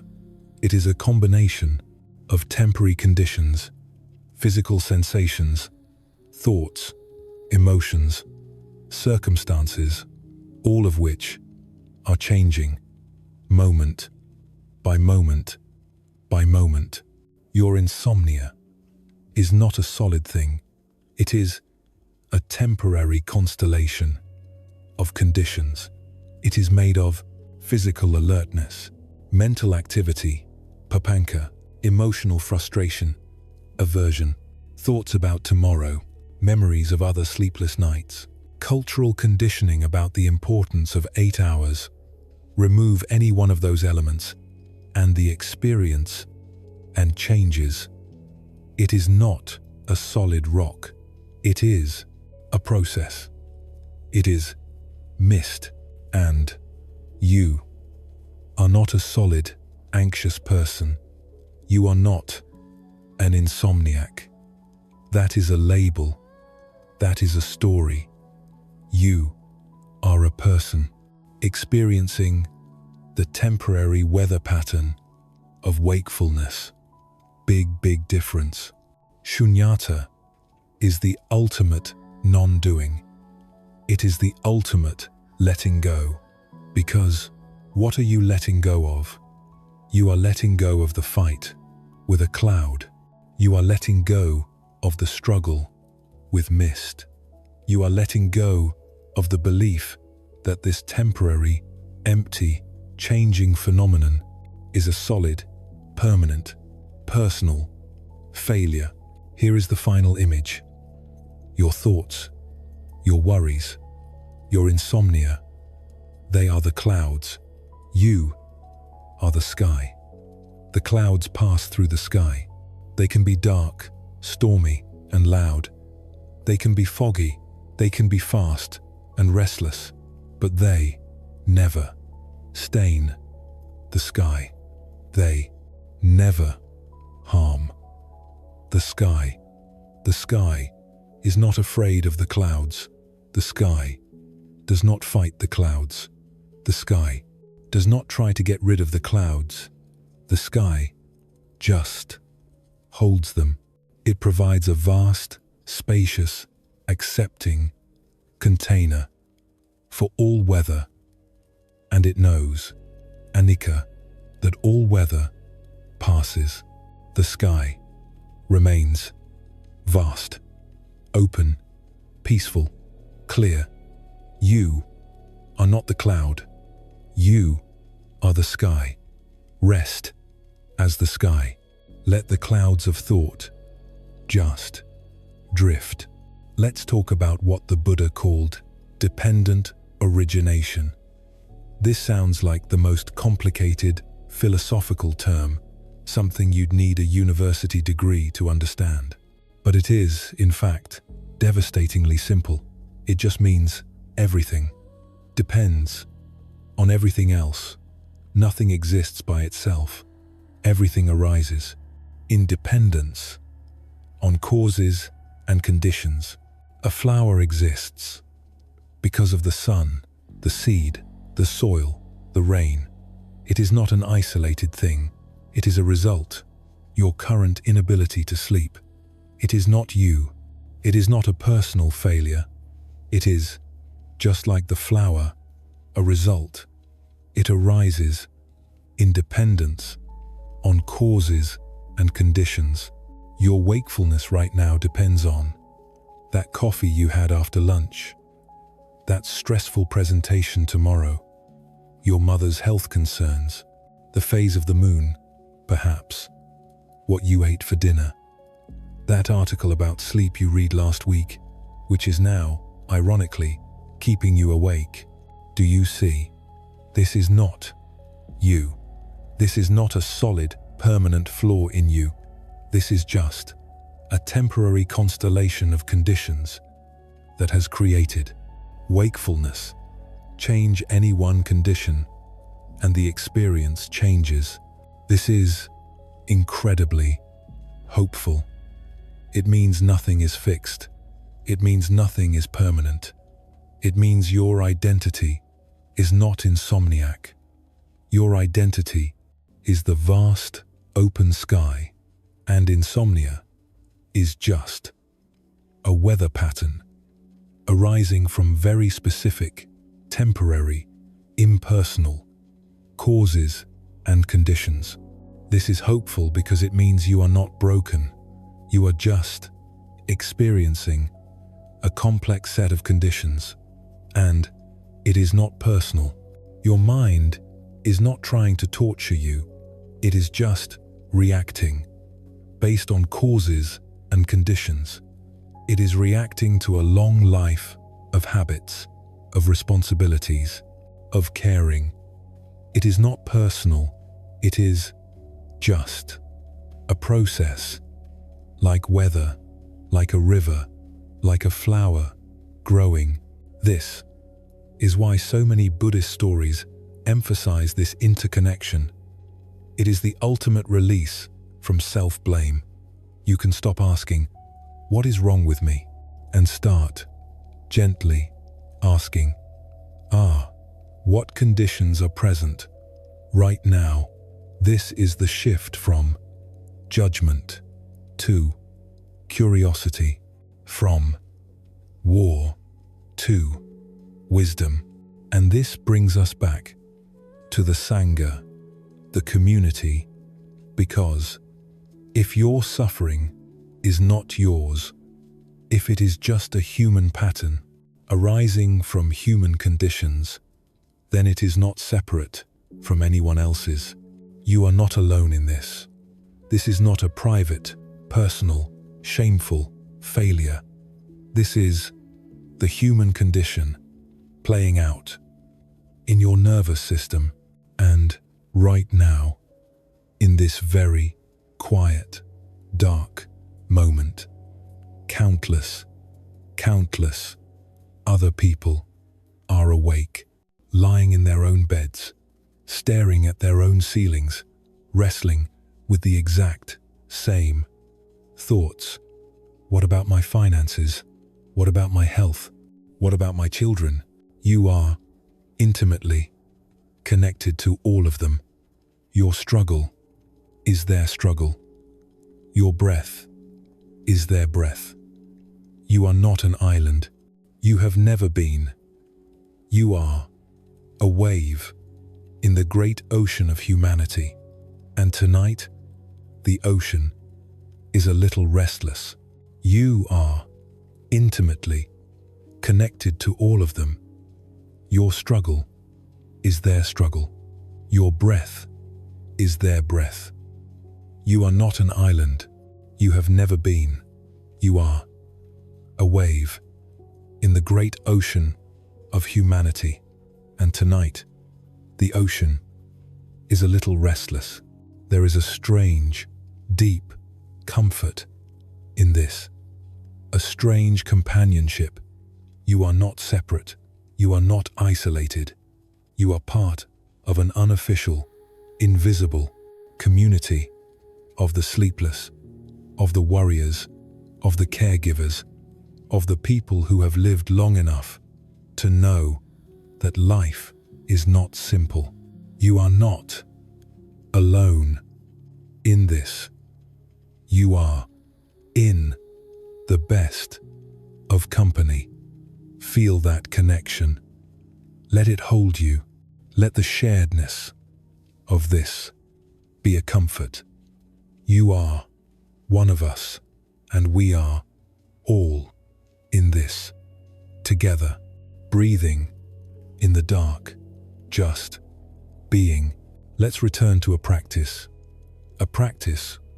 that is like a gentle balm for all of this, a practice of loving kindness, metta, a different kind of Zen meditation. Let's return to that image.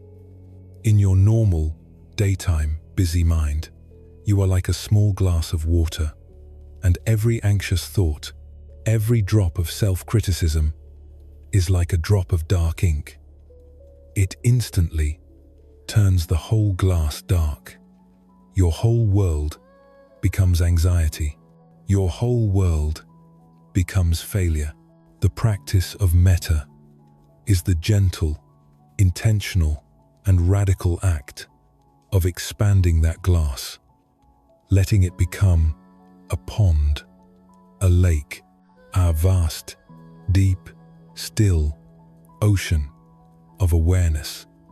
Ho Nukding, now, here, in this vastness, when the same drop of ink, the same anxious thought, I'm still awake, when it falls, It touches the surface, and it dissolves. It vanishes. It is received by the vastness.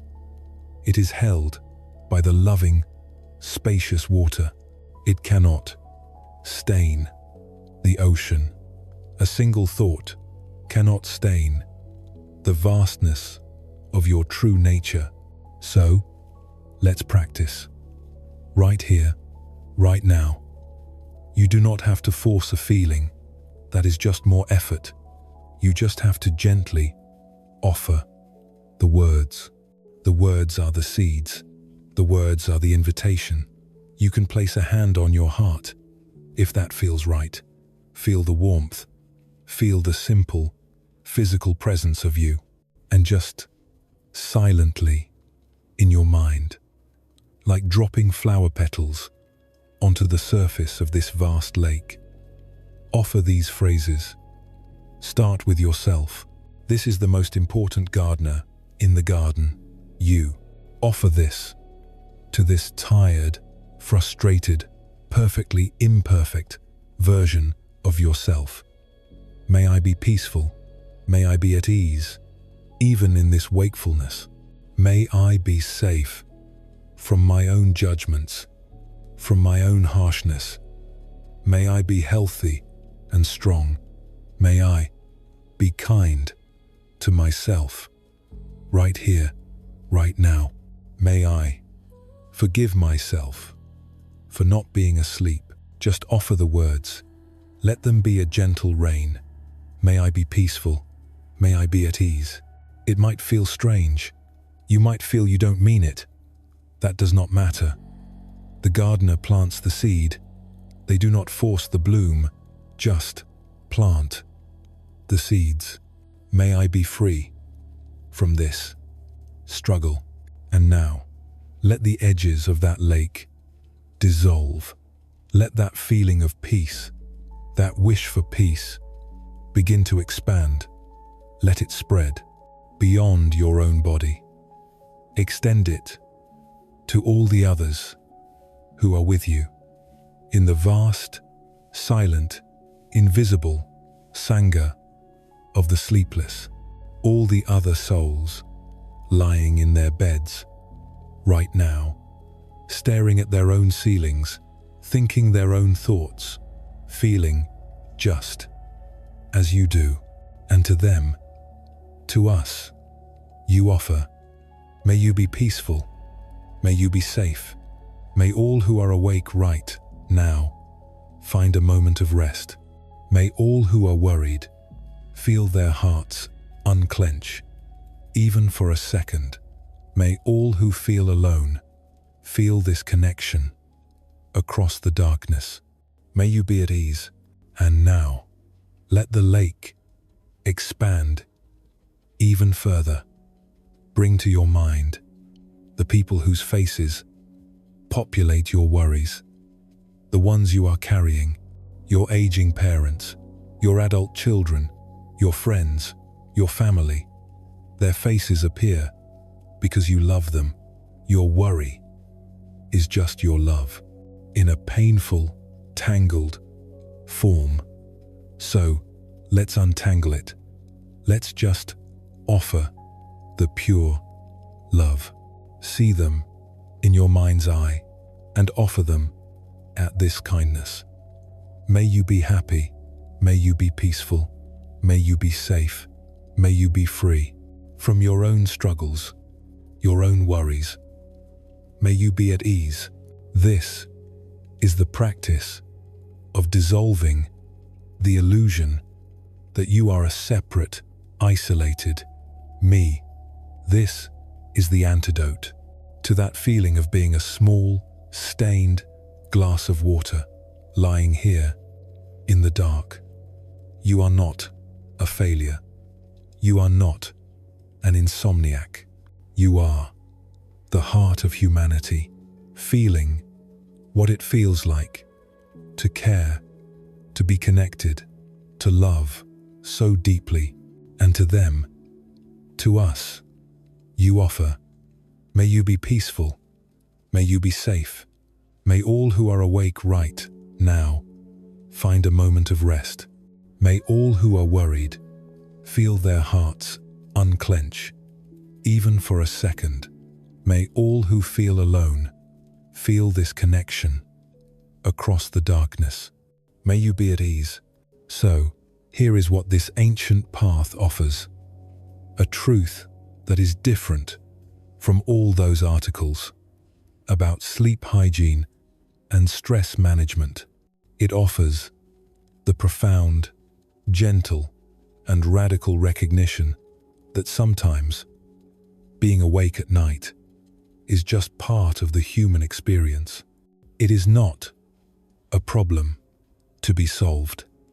It is not a failure of your body. It is an experience to be met, to be held. Maybe tonight is not about sleeping. That is not the goal. That is not the prize.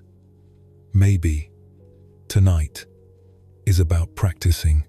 It is an advanced, private meditation retreat that you did not sign up for. It is a practice in being gentle with yourself in a world that is always demanding you be tough. It is a practice in observing your mind, that beautiful, brilliant, and exhausting mind, without getting swept away by its every drama. It is a practice in recognizing, in the quiet, in the dark, that you are exactly where you are supposed to be, even if, especially if, that is wide awake in the still, deep hours of the night. The Buddha found enlightenment, nirvana, not by escaping the difficulties of life, not by creating a perfect, problem-free bubble. He found it by facing them, by facing his own mind, his own Mara, his own doubts, with a clear-eyed, spacious compassion and wisdom. He found peace in the middle of the storm, not after the storm passed. You do not need to find enlightenment tonight. That is a very high bar for 3 a.m. And again, if you do, please share the secret. You just need to find a little peace, a truce with where you are. And where are you, really? When you strip away the stories, the Papanka, the mental spinning, where are you? You are in a bed. You are safe. You are breathing. Your body is doing this perfectly, without your help. You have a roof over your head. You have people and responsibilities that you care about so deeply that they have woven themselves into the very fabric of your mind. Your worry is the shadow of your love. When you look at it that way, when you see the love instead of just the worry, it is not such a bad place to be, is it? Your problems are real. Your worries are valid. But so is your strength. So is your wisdom, the wisdom of your scars. So is your breath. So is this present moment. Your mind, that beautiful, loyal, and overworked soldier, will keep generating thoughts about your health, your finances, your family, your future. That is its job. That is what minds do, especially minds that have spent decades successfully solving problems and managing complex responsibilities. Your mind is good at this. It is just working overtime in the wrong department. But you, as the sky, as the ocean, as the witness, you do not have to chase every single thought. You do not have to board every single train. You do not have to solve every single problem tonight. You can, instead, just lie here.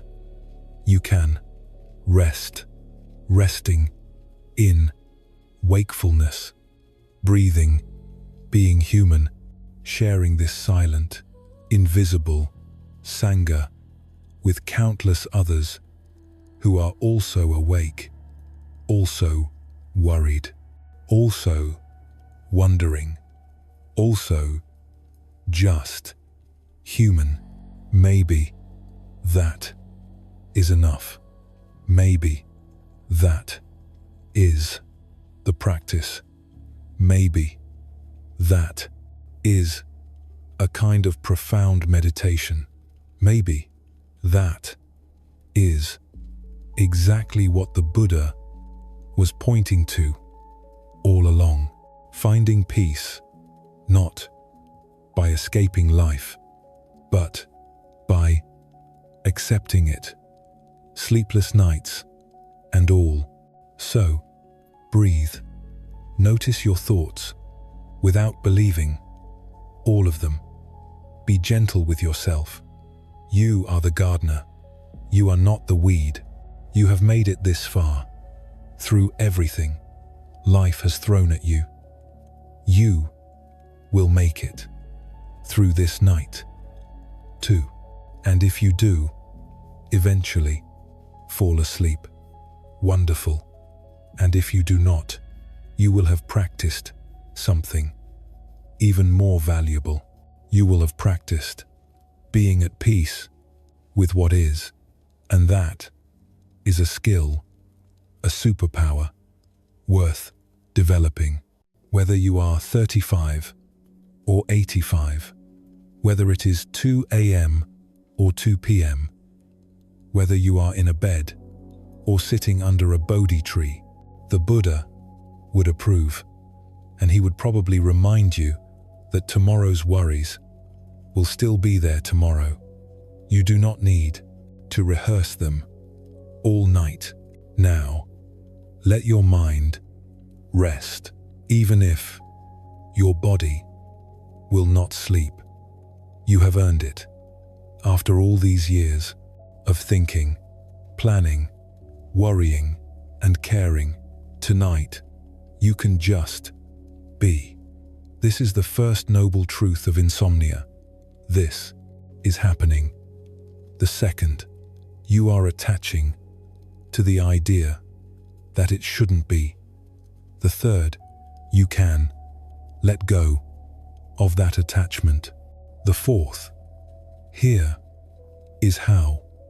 By practicing exactly what you are doing right now, being aware.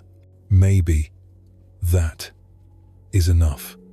Maybe that is the practice. Maybe that is a kind of profound meditation. Maybe that is exactly what the Buddha was pointing to all along. Finding peace, not by escaping life, but by accepting it. Sleepless nights and all. Let's get practical about this again, because the mind needs to hear these truths again and again. You are lying here, and your mind is providing that commentary, that sports announcer who is deeply, personally disappointed in the home team. And there goes another minute of potential sleep that is just a terrible play. Oh, look, they are remembering that awkward conversation from 2003. Why? Why would they bring that up now? A terrible, terrible fumble. This, as we have said, is the monkey mind. And, as we have established, this is deeply unfair to monkeys. Monkeys, at least, sleep. They do not lie awake, contemplating their banana 401k. They do not lie awake, wondering if their children are making good, banana-related life choices. Your particular monkey mind has evolved. It has had decades of upgrades. This is not your grandfather's simple, analog monkey mind. This is Monkey Mind 2, or, by this hour, perhaps 3. It has advanced anxiety features. It has a high-definition, 8 kelvins, surround sound, catastrophe simulator. It has push notifications for all your regrets, and it is fully synced to the cloud of all your future worries. This is the mind that has a mortgage. This is the mind that worries about elderly parents and adult children. This is the mind that knows in excruciating, scientific detail exactly how many hours of sleep you should be getting, and it has the articles to prove it. Now, let's go back to Siddhartha, the prince. This is the most fundamental of all Zen stories, and it is so often told with such reverence that we miss the central human point. He was just like you. He was lying there in his palace on his silk sheets with his own monkey mind one. It was an earlier version, but it had the exact same software bugs. His mind was whispering, "Why am I not happy? I should be happy. I have everything. What is wrong with me?" He was attached to the idea of happiness, just as you, in this moment, are attached to the idea of sleep. He was lying there in his palace on his silk sheets with his own monkey mind one. It was an earlier version, but it had the exact same software bugs. His mind was whispering, "Why am I not happy? I should be happy. I have everything. What is wrong with me?" He was attached to the idea of happiness, just as you, in this moment, are attached to the idea of sleep. He went out and he tried everything. He was the ultimate overachiever of spirituality. He tried extreme fasting, starving himself. He renounced that. He tried extreme meditation, holding his breath until he passed out. He renounced that too. He tried being the perfect, most disciplined student of every great teacher. He renounced that.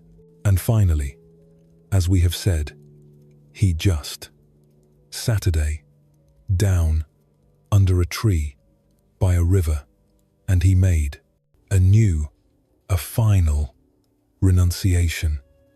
He renounced trying to find an answer.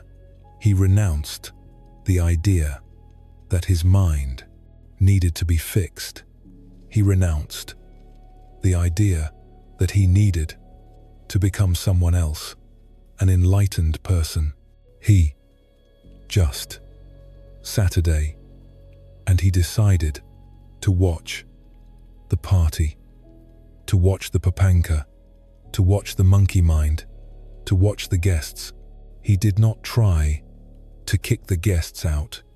He did not try to argue with them. He just observed, and in that pure, spacious, non-judgmental observation, the guests got bored.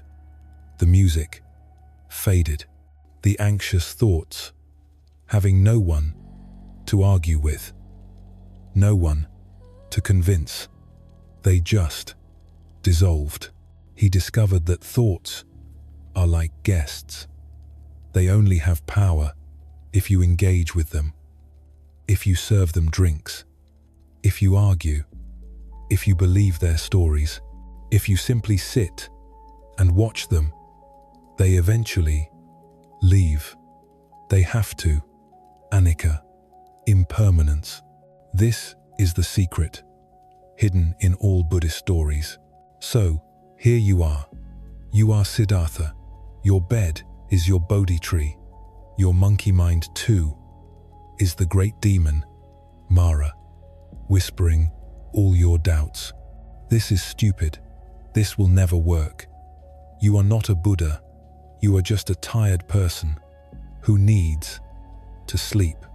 You are failing at this too, and your practice, your great renunciation, is to not fight back, is to not argue, is to let that voice talk, to let the announcer call the terrible play, and to just rest in the awareness behind the voice, to feel the breath, to notice the sheets on your skin, to just be.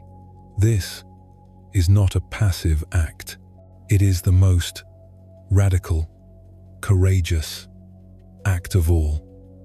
It is the renunciation of your own internal war. It is peace.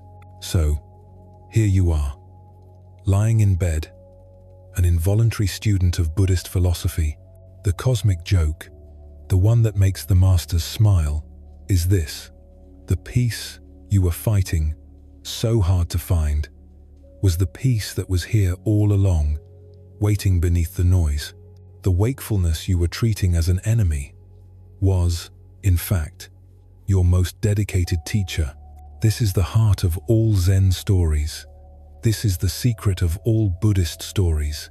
The awakening happens in the moment you stop fighting with what is. The night is still dark, but in your heart, a different kind of light has dawned. Now, you can truly rest in this peace, in this acceptance. Sweet dreams, whether sleeping or waking. The peace is already yours.